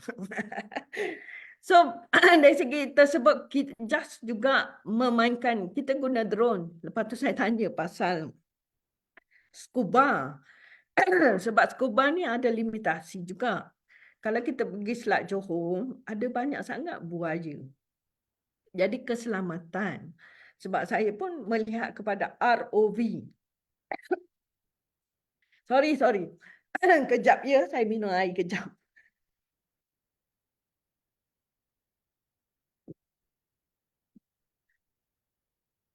Teknologi ROV sebenarnya telah diguna untuk pihak Petronas ataupun oil and gas industry untuk menyiasat jika berlaku kebocoran pipeline. Dan saya rasa teknologi ini juga boleh diguna, tapi kos dia memang mahal lah. untuk penguatkuasaan EIA dan kita akan untuk masa depan lah. Saya rasa that's the right time. This is the right time lah guna teknologi ini. Dan bila kita lihat pendigitalan, kita telah cuba transformasi dengan mengemukakan laporan EIA melalui sistem. Dan kita juga ada satu sistem yang kita guna untuk pemantauan projek EIA. Sepia. Yang ni saya minta kalau penggerak projek yang terlibat supaya jumpalah JAS negeri untuk daftar diri Sepia. Dan selain daripada itu, libat urus dengan awam ni kita memang sentiasa cuba perkukuhkan. Ini tidak nafikan perlu ada satu prosedur yang jelas masa mana kita nak buat libat urus tersebut supaya dapat direkodkan. Sebab manusia ni dia boleh berubah pendapatan. Pendapatan pula pandangan. Next one. Dia bila akhir ni sorry lah. Macam radio buruk pula. Ini adalah kajian-kajian yang kita telah dilaksanakan di mana kita telah cubalah sebenarnya sebab kita telah habis setengah-setengah kajian. Kajian terkini sebab bila kita dengar dah naik denda kepada penjara tu, kita tengah buat peraturan EIA. Kenapa peraturan EIA itu membenarkan kita untuk compound. Jadi compound tu taklah sampai mempenjarakan. Okay. So next one. Saya tak nak cerita banyak yang ni sebab suara pun dah nak habis. Alhamdulillah. Sebenarnya saya juga banyak belajar melalui EIA ni sebenarnya. Sebab saya dulu adalah konsultan EIA tapi masa tu tak perlu daftar macam sekarang. So kalau saya keluar pun saya masih tak boleh jadi perunding EIA sebab masih tidak memenuhi keperluan sekarang. So EIA ni saya tengok banyak yang boleh memberi impak yang positif lah. Masa pelaksanaan projek tersebut. Contohnya kita pernah nilai satu laporan EIA di mana dalam laporan EIA itu dinyatakan bahawa satu kompartmen pembalakan ni mempunyai pokok yang tempat ni je ada di Malaysia, tempat lain tak ada. Dia panggil Keruing Sarawak.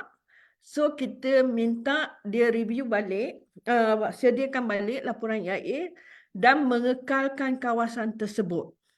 Ini pun kita berdasarkan maklumat daripada ulasan agensi lah. Pihak FRIM, dia memang banyak buat kajian. So kajian FRIM tu juga dijadikan sebagai rujukan kepada penyediaan laporan EIA. Jadi selain daripada itu, kita juga belajar dalam kita menilai laporan EIA bahawa ada setengah-setengah negeri dah ada enactment pasal lebar resap sungai. Itu pun penting sebab dia melibatkan perundangan dan mana kita akan kekalkan kawasan tersebut dalam syarat kelulusan laporan EIA. Sebab kita nampak resap sungai ni very important. Selain daripada kalau masa buat kerja tanah tu, dia boleh jadi filter utama daripada sedimen memasuki sungai. Itu antara fungsi semula jadi satu-satu kawasan tersebut. Dan kita juga melihat pada keperluan EIA, siapa yang pernah lalu rawan bypass. Kenapa rawan bypass tu saya rasa paling tinggi lah. Jalan yang paling tinggi. Sebab kita cuba memelihara kawasan yang mempunyai pokok kapur. Dan pokok kapur itu paling banyak di Malaysia. Ini antara kenapa kita melihat teknologi option. Dalam jalan raya ni banyak teknologi option juga. Contohnya ECRL. ECRL ni banyak ada yang elevated. Mula-mula pertama mereka datang jumpa saya kata, you nak bina kat mana kat Kota Baru ni? Bila dia cerita kawasan kampung saya cakap elevated. Sebab kawasan tersebut memang banjir. So kita boleh masa planning tu kita dah ambil kira kesan-kesan yang awal, kita dah boleh jangka. Dan bila ada kawasan khas yang penting di-protect, digombak, so ECRL buat tunnel sepanjang 14 km. Kalau panjang lagi saya tak tahulah. Ini antara isu-isu yang kita memberi perhatian untuk kita juga memelihara kawasan-kawasan tersebut dan kita cuba melihat supaya projek itu memberi kesan yang menima kepada projek tersebut. Itu yang penting kalau kata setengah pendengar-pendengar yang di dalam alam maya ni, kalau laporan EIA itu dipamerkan, sebenarnya kita nak maklumat yang ada tu bukan maklumat yang palsu, maklumat yang sebenarnya. Sebab ada satu masa tu kita tak tahu bahawa bila dia submit laporan EIA itu sebenarnya ada satu kampung. Kita tak kira sebenarnya kampung tu berdaftar atau tidak, as long as kita tahu ada rumah yang boleh memberi kesan.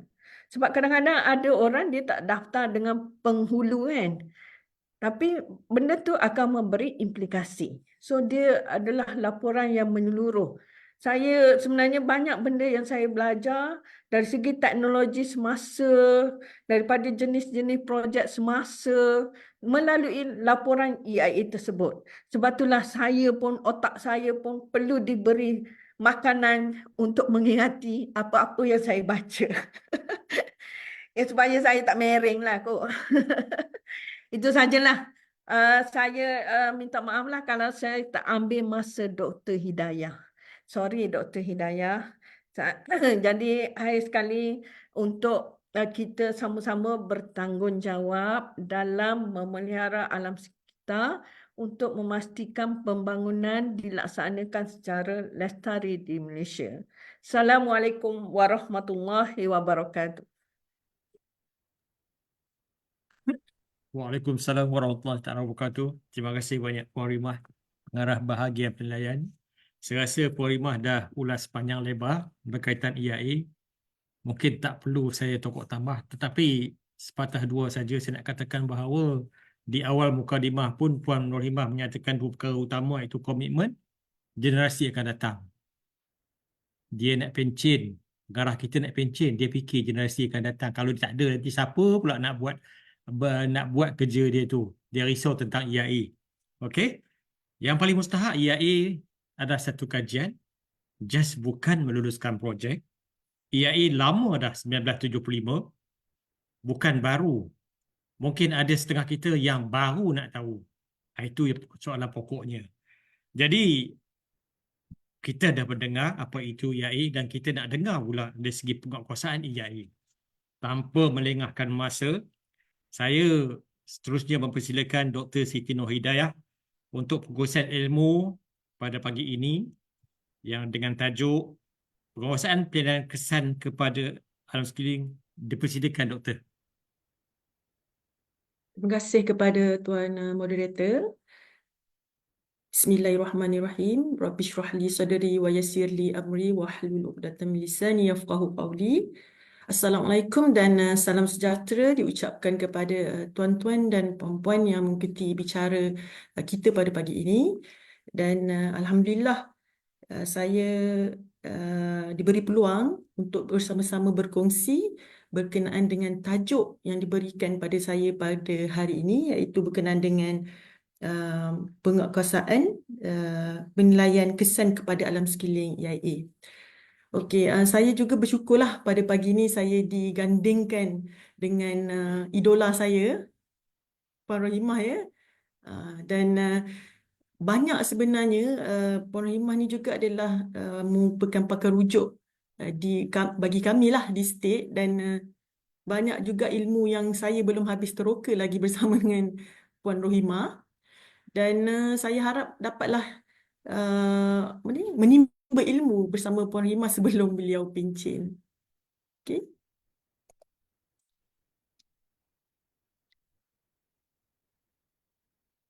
Dan sebelum saya meneruskan sesi saya pada pagi ini, saya memperkenalkan diri saya, Siti Nur Hidayah binti Abdullah daripada unit EIA dan Pos EIA.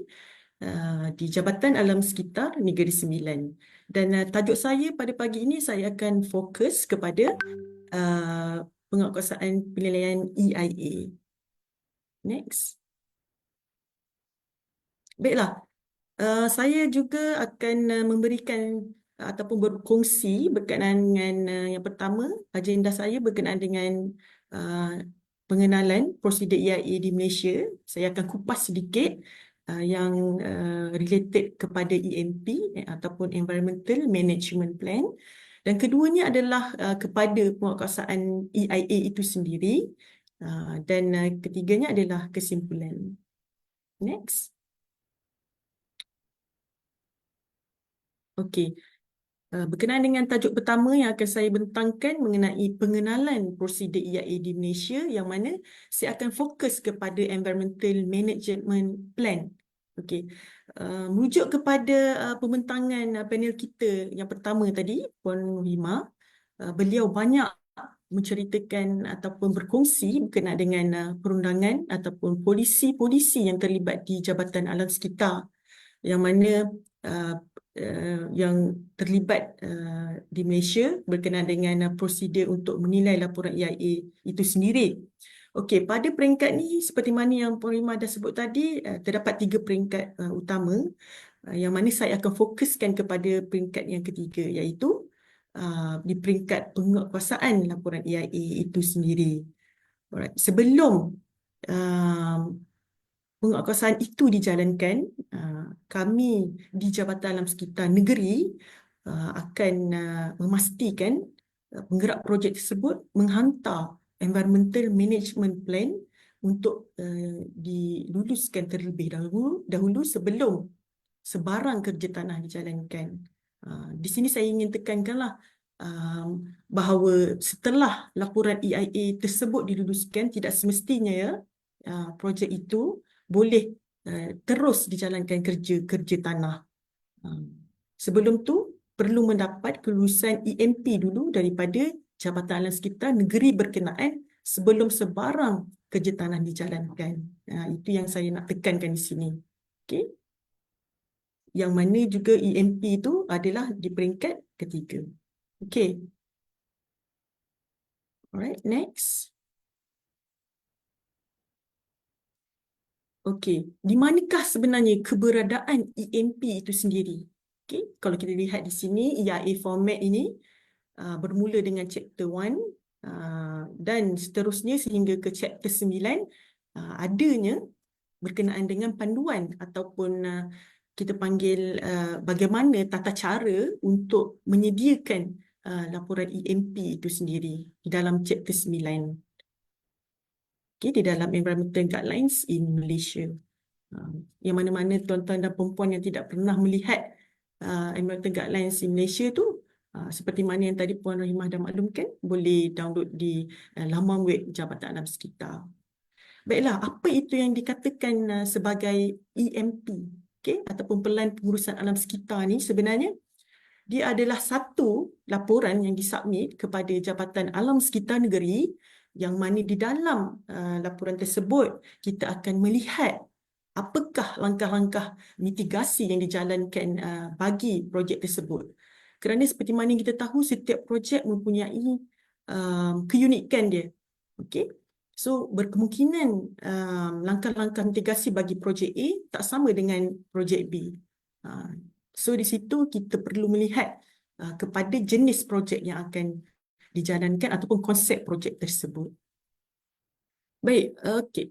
EMP ni juga adalah satu alert system bagi menambah baik, okey, di tapak projek itu sendiri dari segi corrective measure yang akan dijalankan.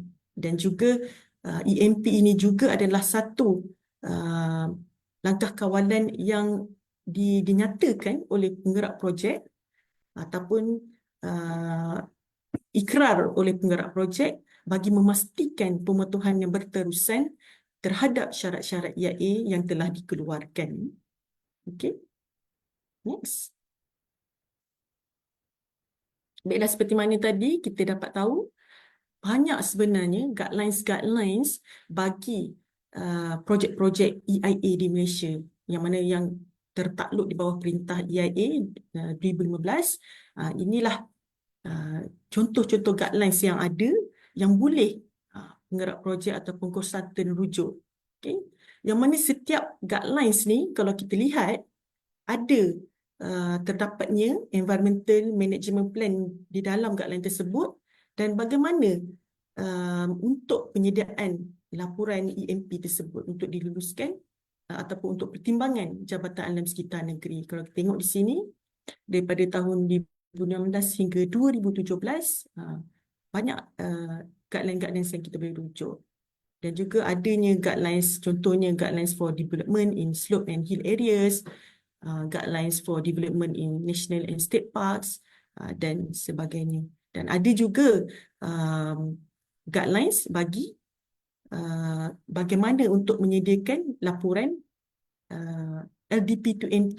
Seperti mana yang tuan-tuan dan puan-puan tahu, dalam laporan EMP juga ada keperluan untuk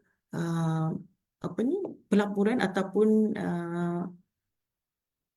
berkenaan dengan langkah-langkah mitigasi yang dibuat yang berkaitan dengan LDP to N2 ataupun kita kenali sebagai Land Disturbing Pollution Prevention and Mitigation Measures.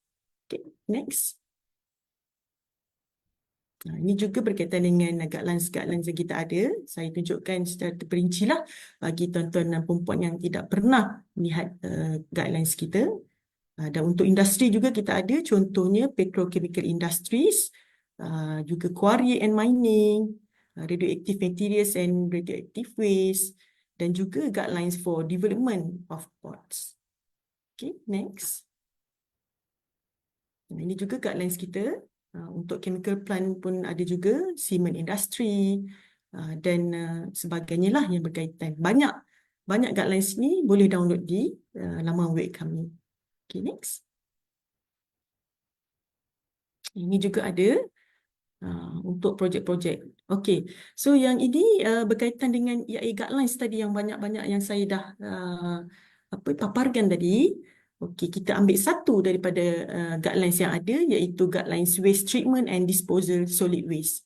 Di sini saya nak tekankan bahawa contoh ya, untuk projek yang tertakluk di bawah jadual 1, aktiviti 14B, iaitu pengolahan dan pelupusan buangan EIA, perintah EIA 2015. Kalau kita tengok dalam chapter ataupun dalam bab di dalam guidelines ini, iaitu untuk waste treatment and disposal solid waste ni, ada tata cara bagaimana nak menyediakan EMP itu sendiri.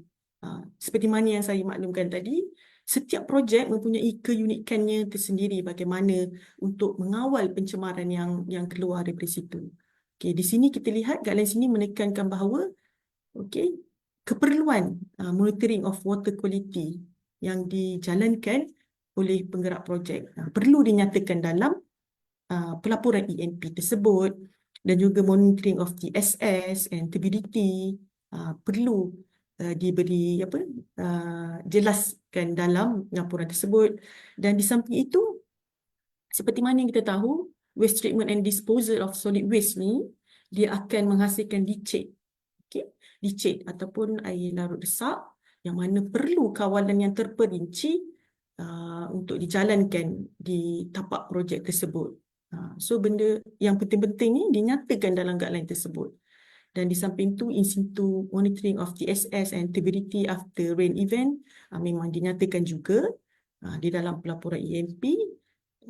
Dan pada masa yang sama, bagaimana cara untuk memantau bunyi bising, pencemaran udara, getaran dan sebagainya juga perlu diperincikan oleh penggerak projek. Dalam hal ini juga penekanan terhadap elemen LDP to N2 memang perlu dinyatakan juga di dalam laporan EIA, sebab kita melihat perkara ini sangat penting, terutamanya di peringkat kerja tanah, sebab kita tak nak berlaku apa-apa kejadian yang menyebabkan kerja tanah yang akan menyebabkan berlakunya banjir lumpur ataupun tanah runtuh, dan juga akhirnya menyebabkan kepada penutupan loji, air dan sebagainya.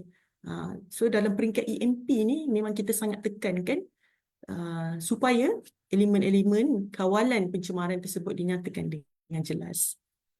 Okay, dan kita boleh tengok selain daripada itu di peringkat penyediaan EMP itu sendiri ada satu perkara yang perlu juga di-highlightkan, iaitu berkenaan dengan abandonment of project, iaitu penutupan projek. Okay. Perkara ni bagi saya, penutupan projek ni jarang berlaku tapi pernah berlaku.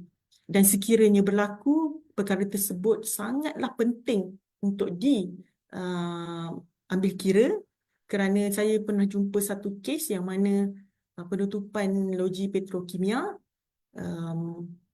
efluen yang terhasil di tapak projek tersebut perlu dirawat. Dan pada masa tersebut yang penilaian yang saya buat, mereka menggunakan reed bed sebagai satu kaedah rawatan bagi merawat efluen yang terhasil, dan ia mengambil masa selama 25 tahun untuk memastikan rawatan dijalankan sepenuhnya. So dalam hal ini saya merasa dan berpendapat bahawa satu pelaporan yang jelas dari segi pihak yang bakal menyewa tempat tersebut, dan juga siapakah pihak-pihak yang bakal meneruskan rawatan terhadap efluen yang sisa baki tadi tu, yang belum habis dirawat tu selama 25 tahun, perlu dijelaskan sejelas-jelasnya dalam laporan EMP tersebut, supaya walaupun projek itu dah tutup, tetapi residu ataupun efluen dan sebagainya tidak ditinggalkan begitu sahaja. Itulah yang kita tekankan dalam EIA guidelines ni juga. Okay. So di dalam program audit juga, kita ada pre-audit, on-site audit dan post-audit. Okay. Next, saya akan terangkan sebentar lagi. Okay. So kita pergi kepada penguatkuasaan penilaian kesan kepada alam sekeliling EIA. Next. Okey. Apakah yang sebenarnya elemen-elemen yang kita perlu tahu di peringkat penguatkuasaan EIA itu sendiri? Okey. Yang pertamanya, kita perlu memahami peringkat pelaksanaan sesebuah projek EIA itu, dan keduanya memahami syarat-syarat kelulusan semasa projek dilaksanakan, dan juga siasatan di tapak projek berdasarkan kepada syarat kelulusan EIA dan EMP oleh pegawai Jabatan Alam Sekitar. Okey, kita teruskan kepada slide berikutnya. Okey, di peringkat memahami peringkat pelaksanaan projek EIA ini, okey, seperti mana yang telah saya maklumkan daripada awal tadi, setiap projek mempunyai cara pengurusan yang mungkin sama atau mungkin berbeza bergantung kepada jenis projek yang dijalankan. So untuk projek penambakan pantai contohnya, kita ada pembersihan tapak, penyediaan containment ban, pengisian bahan penambakan ke platform penambakan, proses penstabilan, penambakan tanah, dan juga pembangunan topside development. Okay. So di peringkat penguasaan EIA ini, yang apa akan saya teruskan pembentangan saya ni adalah apa yang pegawai kita lihat di tapak, dan juga apa yang perlu diberi penekanan oleh penggerak projek sewaktu peringkat kerja tanah itu sendiri dan sebagainya. Okay. So yang keduanya, contoh kita boleh lihat kepada projek pembangunan industri kimia. Okay. Sama juga dengan projek penambakan pantai, ada kerja-kerja pembersihan tapak dijalankan, dan berkemungkinan ada aktiviti kita panggil cut and fill lah. Alright. So dan ketiganya, aktiviti pembinaan kilang tersebut, dan juga keempat, operasi kilang. So dalam peringkat ni kita perlu jelas ini adalah peringkat kerja tanah, dan dalam peringkat-peringkat yang di dalam syarat kelulusan EIA itu, mereka perlu menghantar status projek tersebut mulai borang 118 dan juga 218 kepada Jabatan Alam Sekitar, supaya kita dapat tahu di manakah status ataupun peringkat yang sedang berlaku di tapak tersebut. Okay, next. Okay, bila kita detailkan lagi, kita dapat 4 peringkat utama projek EIA ini. Yang pertamanya, fokus kepada kerja tanah itu sendiri, yang mana tadi saya dah memberi penekanan terhadap kepentingan EMP yang disediakan oleh penggerak projek dan dihantar ke Jabatan Alam Sekitar untuk diluluskan, yang mana EMP ni adalah satu living document lah, bermaksud dia akan berubah ataupun dipinda dari semasa ke semasa bergantung kepada kesesuaian tapak tersebut. Okay. So yang keduanya, peringkat kerja tanah itu sendiri, iaitu yang melibatkan pembinaan. Okay. Yang ketiganya, operasi dan penyelenggaraan. Dan yang keempat, penutupan projek ataupun kita kenali sebagai abandonment of project, yang mana seperti mana yang saya nyatakan tadi, tak semestinya satu projek tu dia akan mungkin akan berlakunya abandonment atau tak, bergantung kepada penggerak projek tersebut. Okay, next. Sebelum tadi, slide sebelum. Okay, di sini juga kami di Jabatan Alam Sekitar Negeri, saya nak fokuskan kepada jenis penguatkuasaan EIA yang dilaksanakan, iaitu pertama sekali yang tadi penguatkuasaan EIA di lapangan, yang mana penguatkuasaan EIA di lapangan itu kalau kita lihat di sini, penguatkuasaan oleh pegawai JAS bagi memeriksa pematuhan terhadap syarat kelulusan EIA. Okay, so kita juga boleh nyatakan pembahagian penguatkuasaan EIA di lapangan ini kita mantapkan lagi dengan adanya penguatkuasaan EIA secara desktop enforcement. Okay. So dari segi penguatkuasaan EIA di lapangan ini juga kita menjalankan pemantauan keseluruhan tapak, ya tuan-tuan dan puan-puan, yang mana kita menjalankan juga pendekatan forensik alam sekitar dalam cara kita nak menguatkuasa di tapak tu, iaitu dengan memeriksa status EMP di tapak tersebut dengan menggunakan smart enforcement. Contohnya kita ada teknologi drone, Geographic Information System, GIS, ataupun mana-mana teknologi yang berkaitan. Dan siasatan ke atas penggerak projek yang menjalankan aktiviti yang tertakluk kepada perintah kita, perintah 2015, yang mana projek yang tertakluk kepada perintah 2015 tapi tanpa ada sebarang kelulusan EIA juga kita lihat. Okey, dan kita jalankan penguatkuasaan di tapak. Okey. So yang slide di belah kanan juga menerangkan bahawa dengan adanya desktop enforcement ni kita dapat memperkukuhkan lagi elemen penguatkuasaan yang sedia ada yang kita bagi di tapak, yang mana dalam bentuk desktop enforcement yang kita buat itu adalah kita menjalankan enforcement melalui sistem pendigitalan yang dibangunkan oleh JAS. Okay.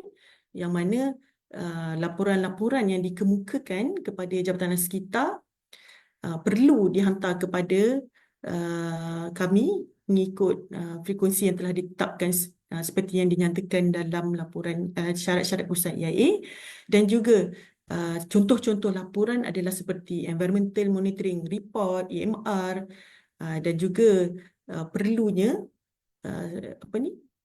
lantikan terhadap third party auditor untuk menjalankan audit di tapak projek tersebut. Dan laporan penemuan perlu dihantar ke Jabatan Alam Sekitar Negeri Sembilan, iaitu third party audit report untuk penilaian di peringkat Jabatan Alam Sekitar. Dan juga seperti mana yang kita tahu di era pendigitalan ni, kita di Jabatan Alam Sekitar juga telah membangunkan sistem pemantauan EIA ataupun kita kenali sebagai SPIA, yang mana kalau tuan-tuan dan puan-puan lihat, sistem ini adalah melibatkan kepada pegawai penguatkuasa, penggerak projek, environmental officer dan environmental monitoring consultant. So mana-mana yang tidak pernah melihat sistem itu sendiri, bolehlah melawat sesawang kami di spia.doe.gov.my/login. Okey, saya harap tuan-tuan dan puan-puan jelaslah kita jenis-jenis penguatkuasaan yang dijalankan di Jabatan Alam Sekitar, iaitu penguatkuasaan EIA di lapangan dan juga penguatkuasaan EIA secara desktop enforcement dalam kita memperkukuh penguatkuasaan EIA di Malaysia. Okay, next.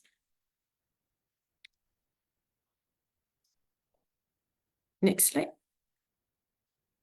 Okay, so ini adalah yang dinamakan sebagai sistem lah, yang mana tak pernah lihat featurenya macam mana. Inilah dia website kita, iaitu sistem pemantauan EIA Sepia itu sendiri.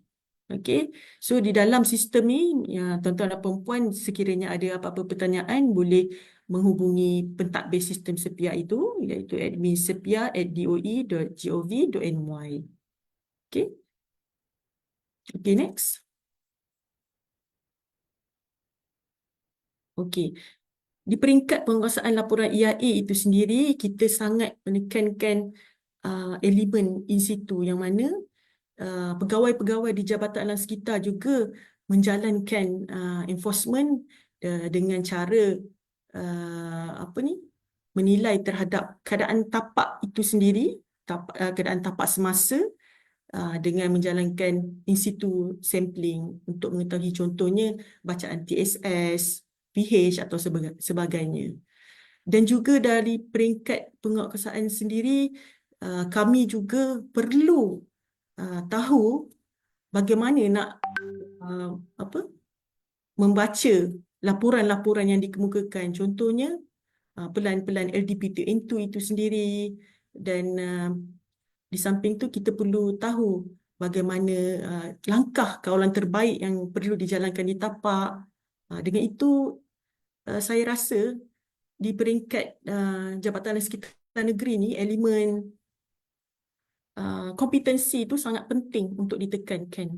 Kerana seperti mana kita tahu di Jabatan Alam Sekitar ni, kita menjaga air, udara, tanah dan sebagainya, buangan terjadual, dan perkara-perkara tersebut ataupun cara bagaimana kita nak mengawal ataupun mengetahui langkah kawalan yang terbaik, perlunya ada ilmu ataupun kompetensi oleh pegawai JAS itu sendiri.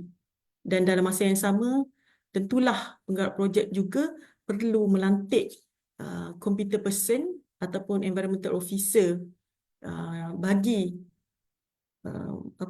memantau keadaan alam sekitar di tapak tersebut. Okay, next. Baik, di sini saya ingin memberikan sedikit pencerahan lah berkenaan dengan apa itu laporan pengawasan alam sekitar. Okay. Laporan EMR ni seperti mana yang kita lihat di sini adalah untuk mengetahui status kualiti alam sekitar di tapak tersebut, dan juga dalam pada masa sama kita juga dapat mengetahui sebarang perubahan yang berlaku di tapak tersebut. Dan dalam hal ini kita hasil daripada analisis yang kita jalankan tu, kita perlu merancang penambahbaikan dalam pencegahan kawalan pencemaran alam sekitar, dan ada juga berkaitan dengan sistem kawalan pencemaran yang akan dipasang. Adakah ia efisien ataupun tidak, dan sebagainya. So data-data ni bagi kami di Jabatan Alam Sekitar sangat penting supaya kita dapat tahu bagaimana status tapak tersebut, dan menjadi satu alert system lah kepada kami di Jabatan Sekitar sebelum berlakunya sebarang insiden pencemaran air ataupun sebagainya. Okay, next. Okay, so di sini jika kita lihat laporan pengawasan kualiti yang ada ataupun EMR tadi yang dikemukakan kepada Jabatan Alam Sekitar untuk kami nilai, contohnya adalah laporan pengawasan kualiti air, laporan pengawasan kualiti udara, dan laporan pengawasan bunyi, bising dan getaran.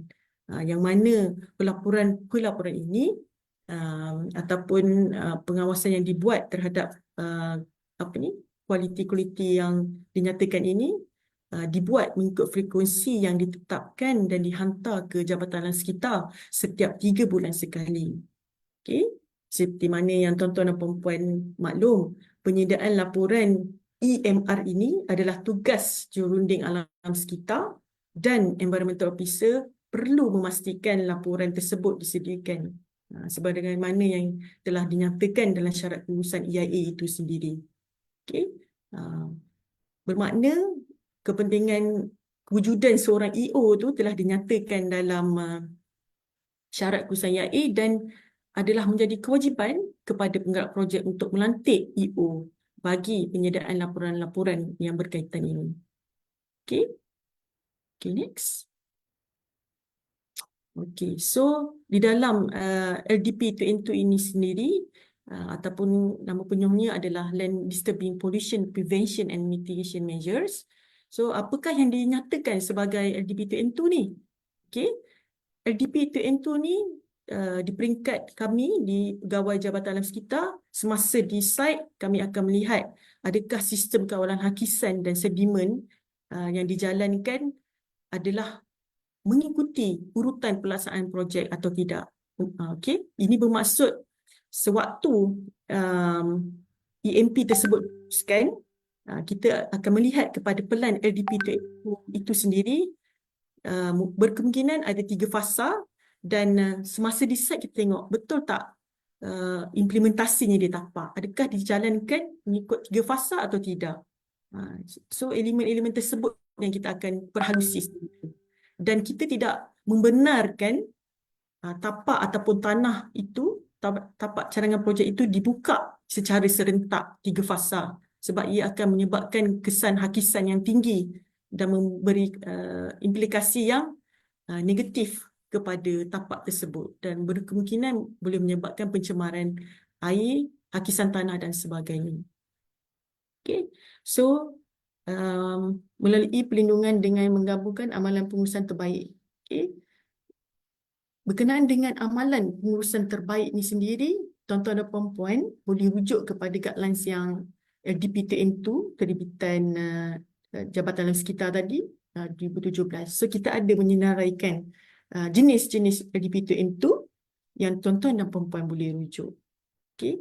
Dan seperti mana yang kita lihat di sini, peringkat-peringkat yang dinyatakan bermula daripada kawalan hakisan dan sedimen, pernyataan kaedah pelaksanaan projek secara berperingkat, kawalan di seluruh kawasan yang berlaku gangguan tanah dan menggabungkan amalan pengurusan terbaik. So elemen-elemen inilah yang akan kita lihat sewaktu penyediaan EMP dan juga sewaktu ditapak. Adakah dia dilaksanakan seperti mana yang telah dinyatakan dalam EMP yang telah diluluskan. So perkara itu kita amat tekankan dan kita akan bawa pelan LDP 2N2 tersebut kepada ditapak dan kita melihat pelaksanaan yang sebenar ditapak. Okay, next. Seperti mana yang saya nyatakan tadi, kesan gangguan tanah akibat daripada kegagalan pelan mengikuti pelan LDP 2N2 itu sendiri dan juga gagal melaksanakan BNP ditapak akan menyebabkan berlakunya kejadian seperti hakisan dan sebagainya.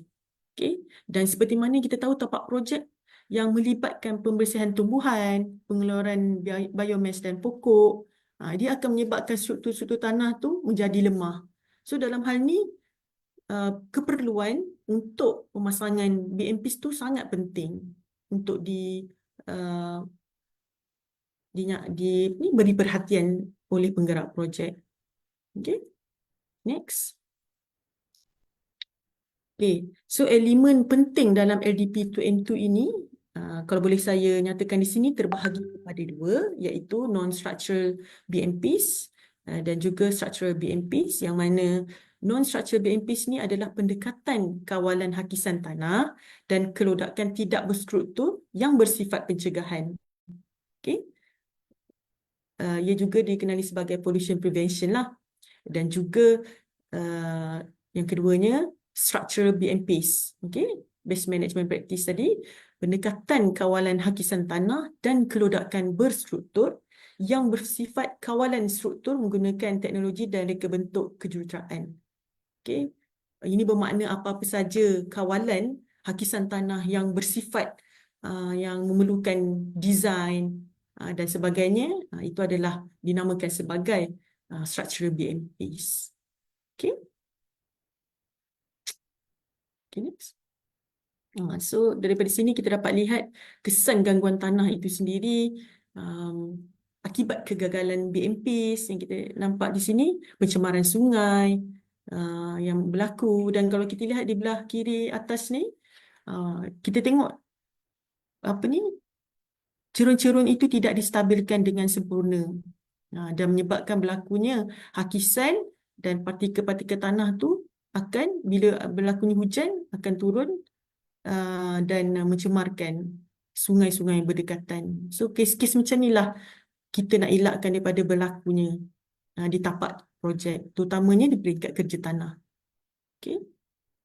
Next. So kita lihat di sini best management practices, contoh-contoh ya, tuan-tuan dan perempuan, yang kita boleh lihat di tapak menggunakan kaedah penanaman rumput tefing dan gabion bagi mengawal hakisan itu sendiri yang kita boleh nampak di tapak projek, dan juga pengemasangan sediment trap untuk mengawal daripada berlakunya hakisan. Okay, so next. Dan di sini juga kita lihat ada pemadatan di kawasan pembentangan cerun. Saya kira langkah yang baik untuk diamalkan ataupun dipraktiskan di tapak projek, dan penanaman rumput tefing dijalankan di tapak projek. Dan dalam hal ni spot tefing memang kita tak galakkan kerana ia tidak berupaya untuk menstabilkan cerun itu pada jangka masa yang lama lah. Okay. Dan kita lihat di sebelah kanan, check dam tu dipasang di tapak projek bagi memperlahankan kelajuan air di tapak projek tersebut dan mengelakkan hakisan di tapak projek tersebut. Okay. Next. Okay, so apa lagi elemen yang Jabatan Alam Sekitar lihat sewaktu di tapak projek? Kalau kita lihat di sini, seperti mana yang telah dinyatakan dalam syarat-syarat keputusan EIA, keperluan penggerak projek untuk melantik seorang third party auditor di tapak bagi menilai bagaimanakah keadaan status masa tapak tersebut, yang mana perlantikan juruaudit pihak ketiga ni seperti mana yang telah dinyatakan dalam Seksyen 33A Akta Kualiti Alam Sekeliling 1974, yang mana perlulah dilantik juruaudit pihak ketiga dan orang yang berkelayakan. Okay. So di mana juga di samping itu kita juga mewujudkan Environmental Audit Guidance Manual, bagaimana tata cara untuk pelantikan third party audit ini sendiri yang diterbitkan oleh Jabatan Alam Sekitar lah. Okay. Dan juga frekuensi audit ini kekerapannya adalah setiap 4 bulan dan di mana 3 kali setahun, merujuk kepada syarat keputusan EIA yang telah dinyatakan.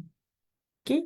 Dan parti audit ni sendiri, ia adalah satu langkah terbaik, sebab seperti mana yang kita tahu di Jabatan Alam Sekitar ni pegawai kami tak ramai.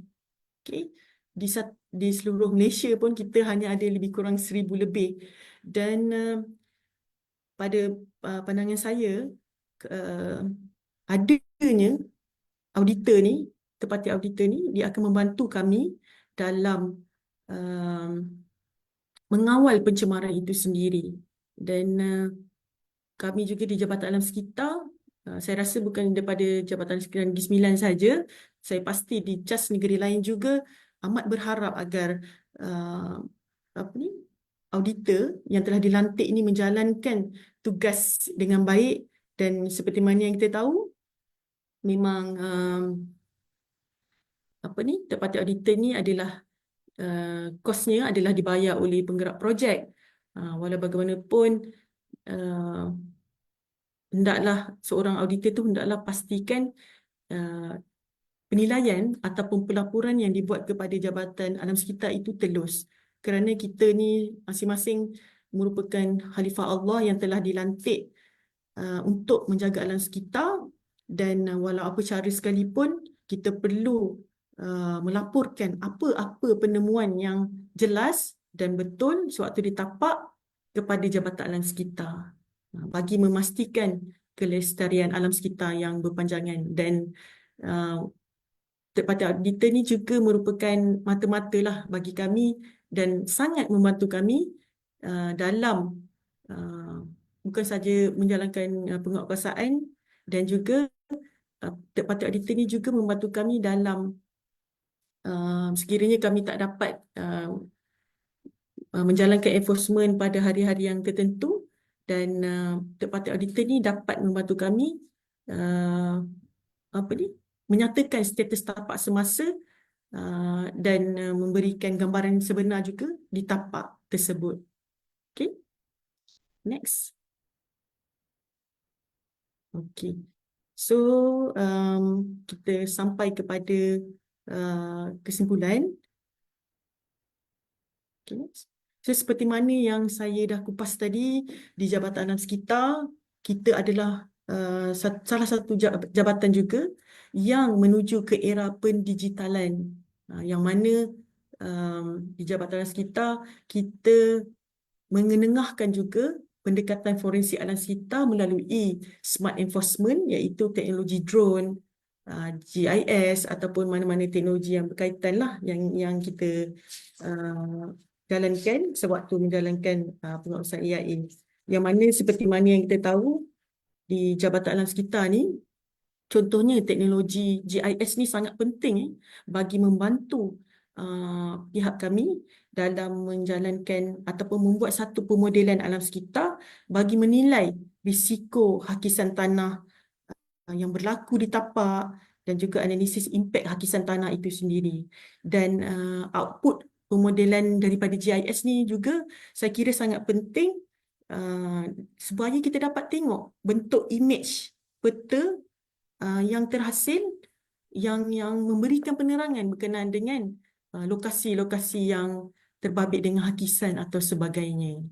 Dan juga tadi seperti mana yang Puan Rohimah bentangkan panjang lebar tadi berkenaan dengan pindaan Akta Kualiti Alam Sekeliling 2024 tadi, melibatkan pindaan hukuman terhadap seksyen yang tertentu, dan diharapkan dengan adanya penambahbaikan terhadap perundangan di Jabatan Alam Sekitar ini, ia dapat membantu kita dalam menangani masalah pencemaran alam sekitar, sekaligus ia dapat negara kita Malaysia ni dapat mencapai sebuah negara yang maju, dan juga dapat mencapai objektif seperti mana yang kita nyatakan di bawah Sustainable Development Goals. Okay?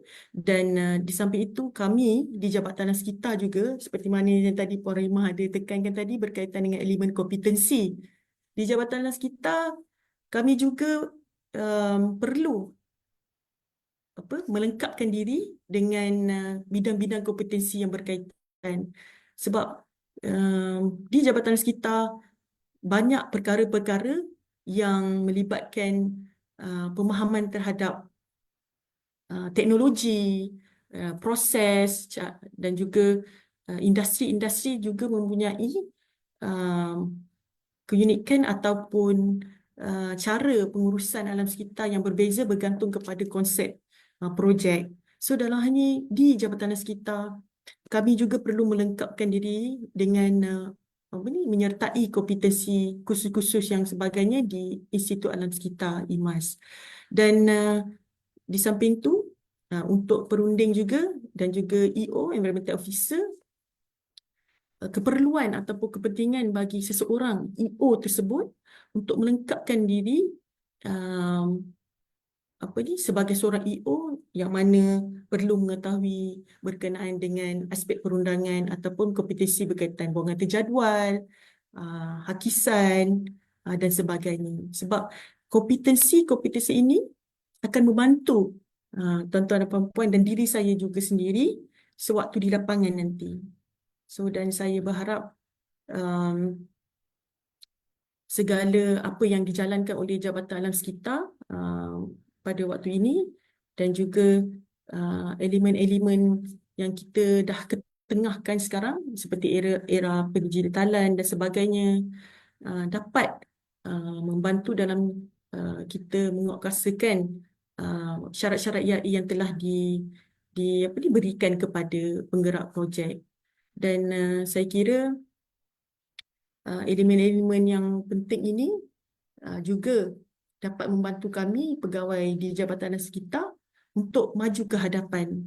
Dan juga di Jabatan Sekitar kita lihat perkembangannya sangat pantas dari segi ilmu dan pemahaman.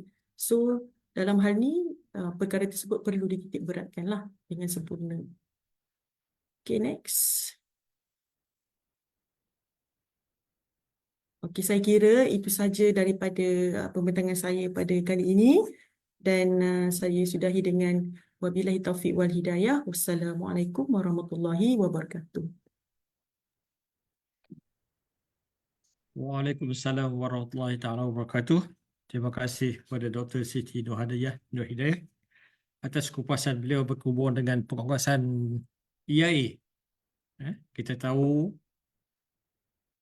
penggerak projek semua yang terlibat kat luar sana seringkali dilewati oleh pegawai-pegawai di Jabatan Sekitar. Sekarang ni dah jauh ke depan dah dengan ilmu forensik, dengan competent person dia, dengan drone-drone yang berterbangan.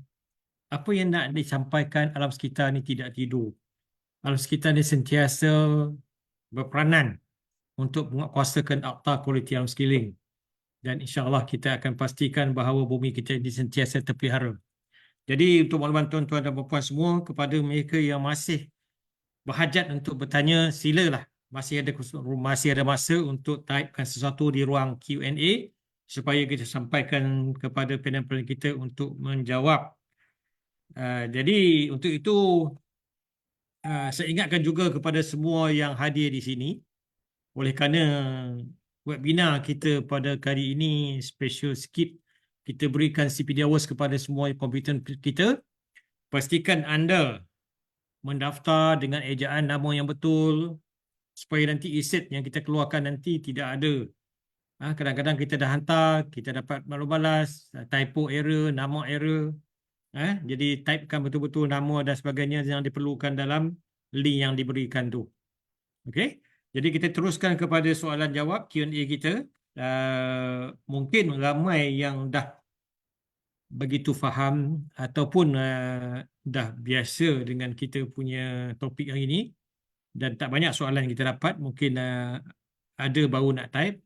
Kita bukakan dulu soalan pertama kepada Puan Rohimah daripada Encik Mio Izzuddin. Beliau bertanya, Seksyen 35 dah berfungsi ke? Bagaimana pemilihan panel-panel tersebut? Silakan Puan Rohimah. Terima kasih Encik Ben. Untuk makluman semua, Seksyen 35 ataupun lembaga rayuan ni telah lama berfungsi. Hanya pemilihan panel ni dia setiap 2 tahun, termasuk juga hakim. Jadi kalau kata hakim tu, dia dilantik oleh AGC lah, Peguam Negara sendiri, bukan judge yang lantik, dan dia ada hakim dan pengganti dia, 2 orang lah. Kalau yang hakim utama tu tak ada, pengganti dia. Tetapi untuk panel selalunya ada 6 orang. 6 orang ni bahagian penilaian pun boleh sure siapa kita nak. Sebab panel untuk kalau kata kes EIA, kita nak orang yang betul-betul mahir lah. Bukan lantik siapa-siapa saja, tetapi orang yang ada pengalaman juga. Sebab dia akan mewakili untuk dia macam pengalaman dia tu juga dijadikan sebagai salah satu untuk dia nilai satu-satu kes tersebut. Sebab dia juga berperanan untuk memberi penerangan kepada hakim. Sebab hakim dia bukannya bawa kes EIA. Hakim-hakim ni kadang-kadang bawa kes-kes lain. Jadi kalau 6 panel tu kadang-kadang termasuk NGOs. NGOs pun juga dilantik. Jadi kalau kata bahagian penilai yang mengesyorkan, tak semestinya panel tu dilantik. Kita boleh sure, tapi akhirnya kita dapati nama lain yang akan dilantik oleh kementerian. Jadi kementerian sekarang ni NRES lah. yang akan melantik. Sampai sekarang kita belum lagi terima nama untuk yang fasa yang terkini lah, sebab dia 2 tahun kan. Jadi kita juga dah ada satu kes. Sekali lagi kita ada kes untuk Penang Soft Reclamation. Lebih kepada teknikal, isu-isu teknikal dalam laporan EIA tersebut yang dipertikaikan oleh pihak perayu. Jadi benda ni selagi panel ni tidak dilantik, kita pun tak tahu bila dia akan bersidang. Kalau saya doa selepas saya pencen lah. Supaya saya tidak dipanggil lah sebagai saksi. Tetapi yang ni kita tak tahu lagi. Itu untuk Cik Mio lah. Untuk makluman Cik Mio ni macam orang jas je. Okay, next one kalau ada soalan. Okey, saya pergi kepada Dr. Siti Nur Hidayah dahulu. Soalan dia, pindaan Akta 2024, adakah ini terpakai bagi siasatan selepas 7 Julai? Bagaimana dengan kesalahan-kesalahan sebelum tarikh tersebut? Silakan. Okey, terima kasih kepada Tuan Moderator. Seperti mana yang kita tahu, pindaan atau seksyen yang terlibat ni pada tahun 2024 ini bermula dikuatkuasakan pada 7 Julai 2024, yang mana semua kesalahan adalah terpakainya peruntukan perundangan tersebut. Dan jika kita lihat dari segi kesalahan yang sebelum daripada tarikh tersebut merujuk kepada perundangan pada waktu tersebut. Mungkin Puan Rimah boleh tambah dari segi polisi ke? Okey, Dr. Hidayah, sebab bila perundangan ni kita kata warta dan kuat kuasa, dia adalah perkara yang berlainan. Sebab kadang-kadang masa kita nak kuat kuasa, kita kena pastikan semua prosedur kita dah lengkap, barulah kita dapat selaraskan prosedur penguatkuasaan tu seluruh Malaysia. Jadi kalau ikut, memang kalau dah berkuat kuasa 7/7 dengan kita punya garis panduan dah sedia, untuk kalau kata 7 hari bulan 7 dah ada satu kes baru, kita akan menggunakan pakai yang tersebut lah. Yang orang kata penjara itu adalah wajib dan denda dia 1 juta. Itu yang boleh kita laksanakan. Dan kita kena ingat, kadang-kadang dalam kita melaksanakan penguatkuasaan juga, kita boleh guna seksyen-seksyen lain yang berkaitan dengan denda juga. Contohnya, kita boleh ambil kalau syarat iaitu berkaitan dengan pengurusan buangan terjadual, kita boleh guna bawah seksyen 34B. So, banyak benda dalam laporan IAI ini dia berkait dengan akta perundangan yang lain. So, semua tu, kalau kita guna seksyen 34B, sekarang ni penjara dan 10 juta pun ada juga. Itulah banyak benda lah yang perlu diperhalusi. Dan satu lagi, compound.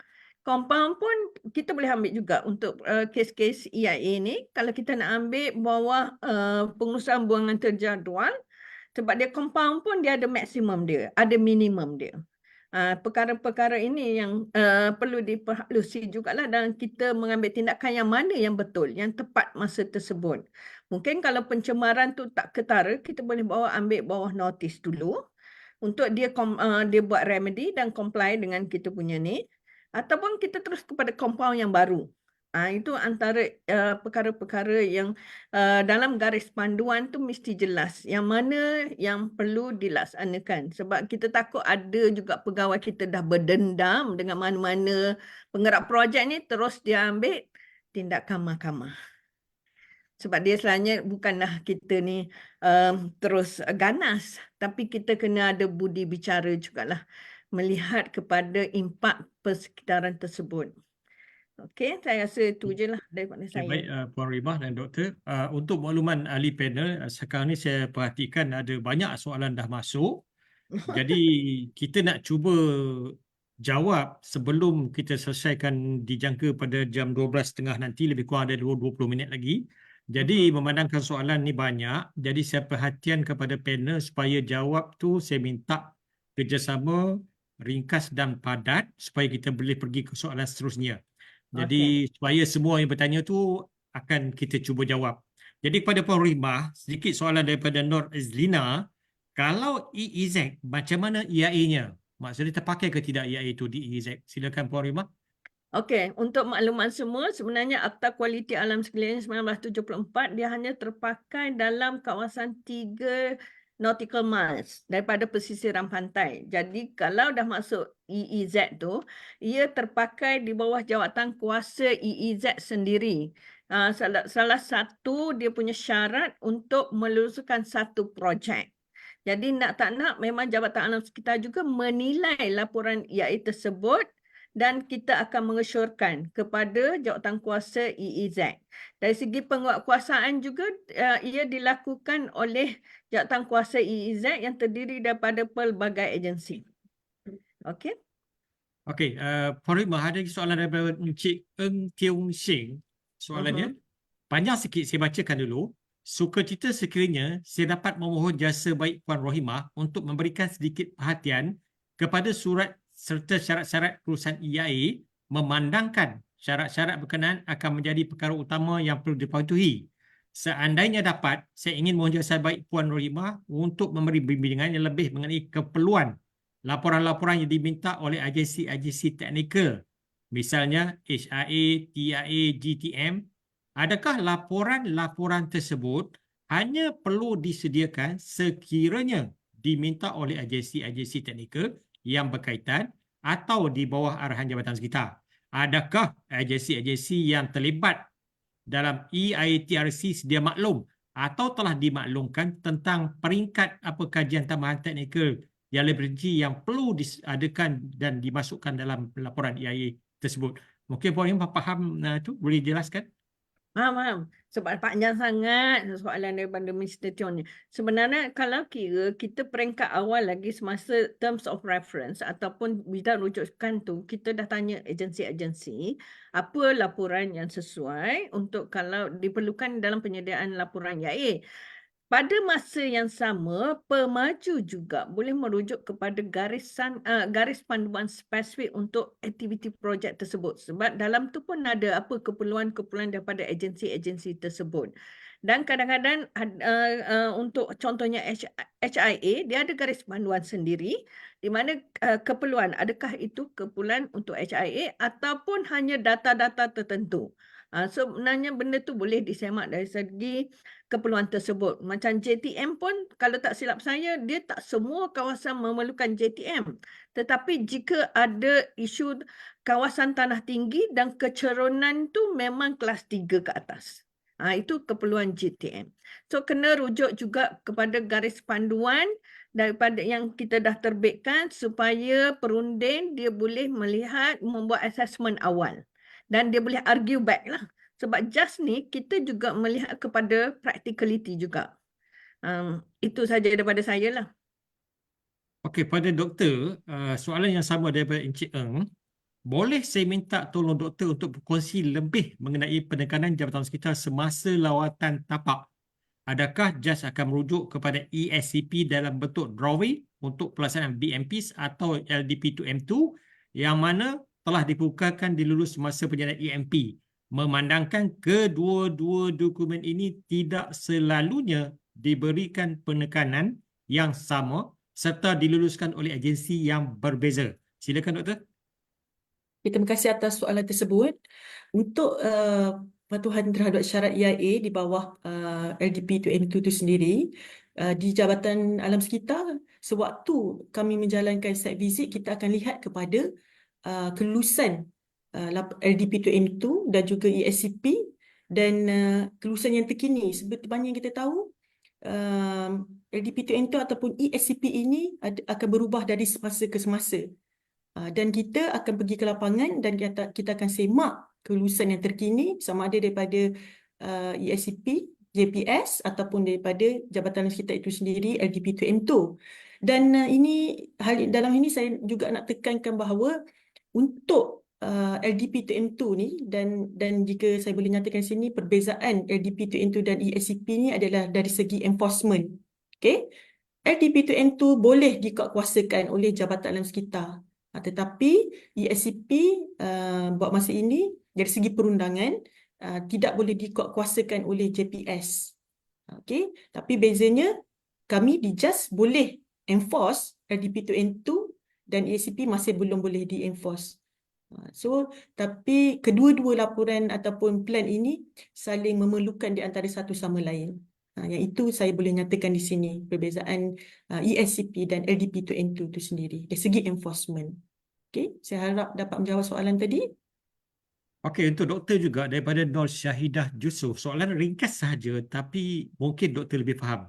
Soalannya, apa komponen yang menyebabkan EMP yang telah diluluskan perlu direvise? Okey, terima kasih atas soalan tersebut. Bila kita lihat sewaktu memproses kelulusan ataupun mempertimbangkan kelulusan EMP tersebut, kita akan lihat kepada komponen-komponen seperti ada tak dinyatakan dengan jelas dalam EMP tersebut komponen LDP to N2, dan dari segi location of monitoring adakah sesuai atau tidak, dan juga adakah langkah-langkah mitigasi yang dijalankan sama ada pengurusan hakisan, air, udara atau vibration ataupun noise dan sebagainya adalah efektif ataupun tidak.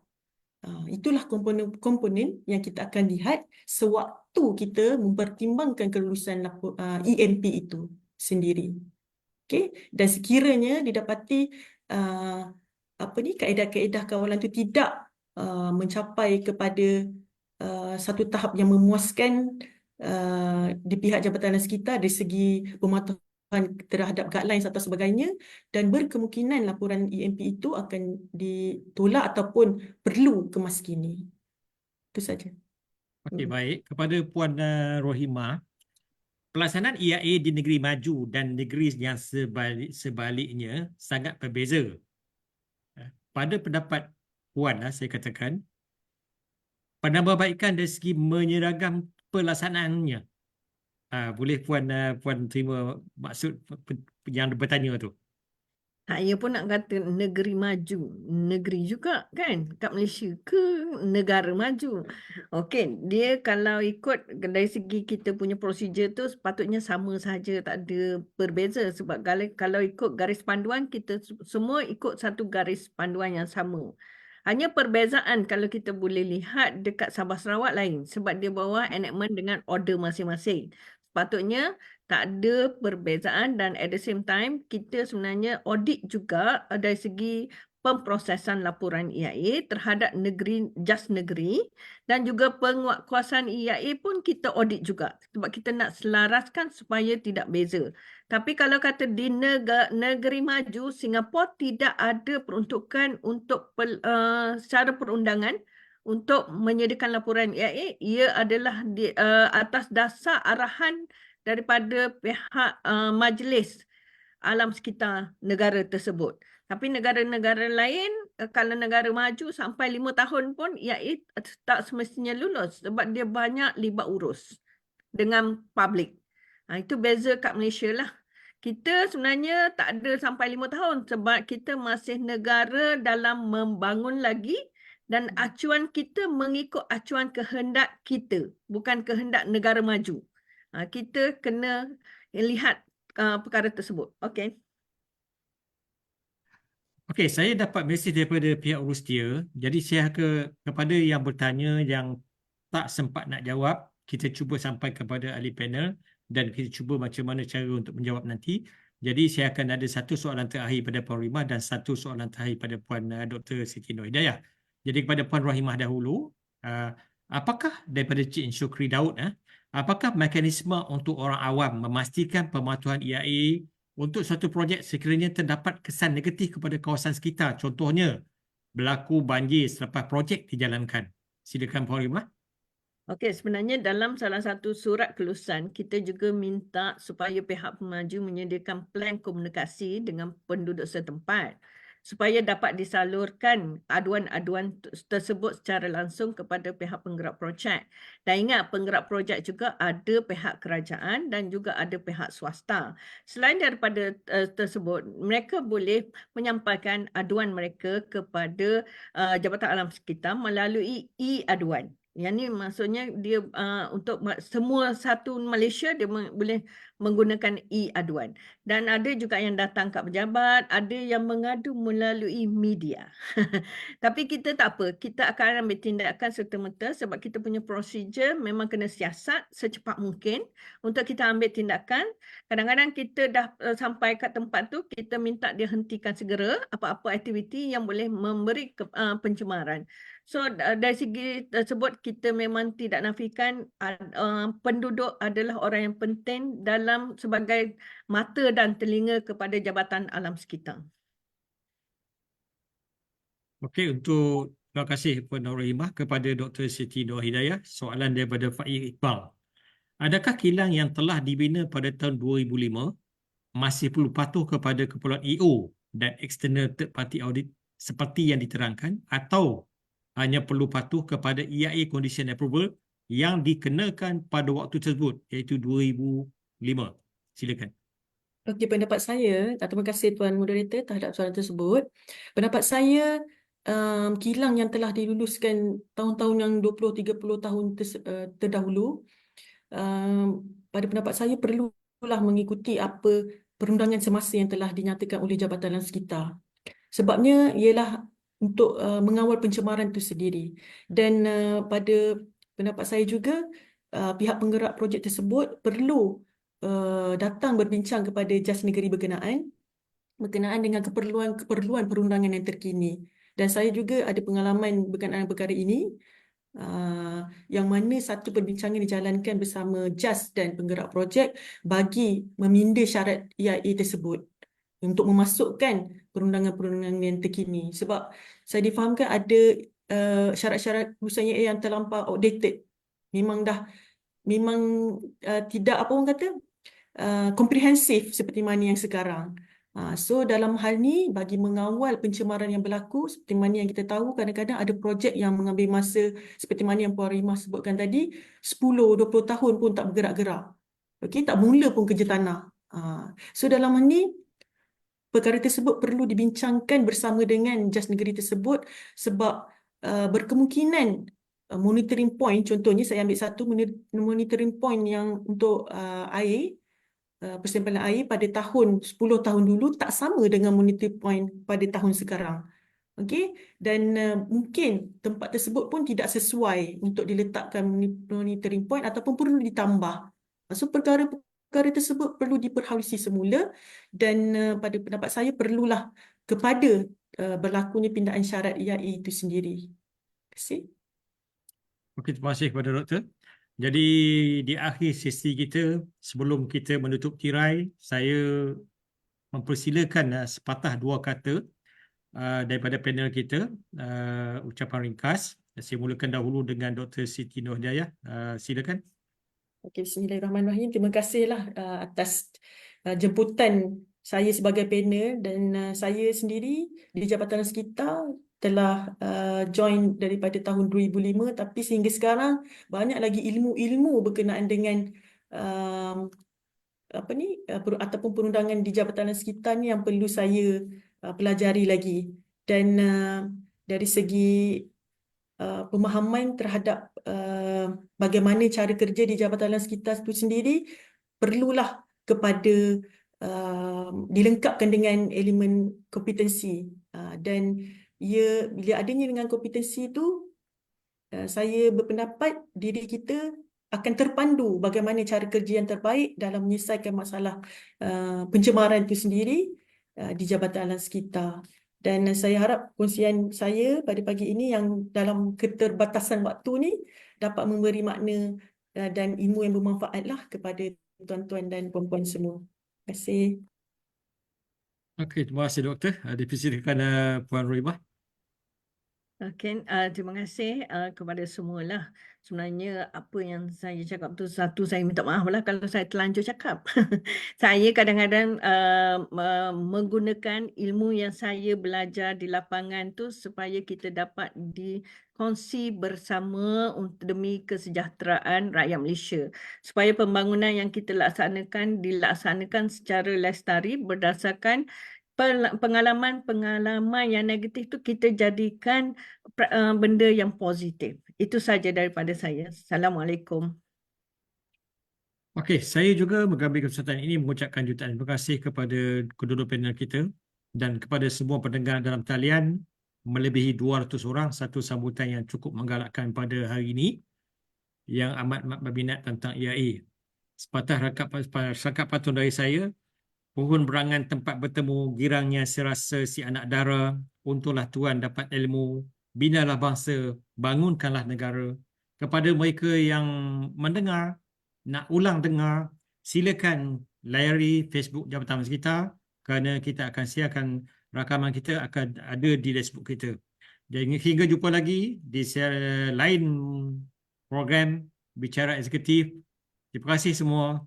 Assalamualaikum warahmatullahi wabarakatuh dan salam sejahtera. Sekian, terima kasih. Waalaikumsalam.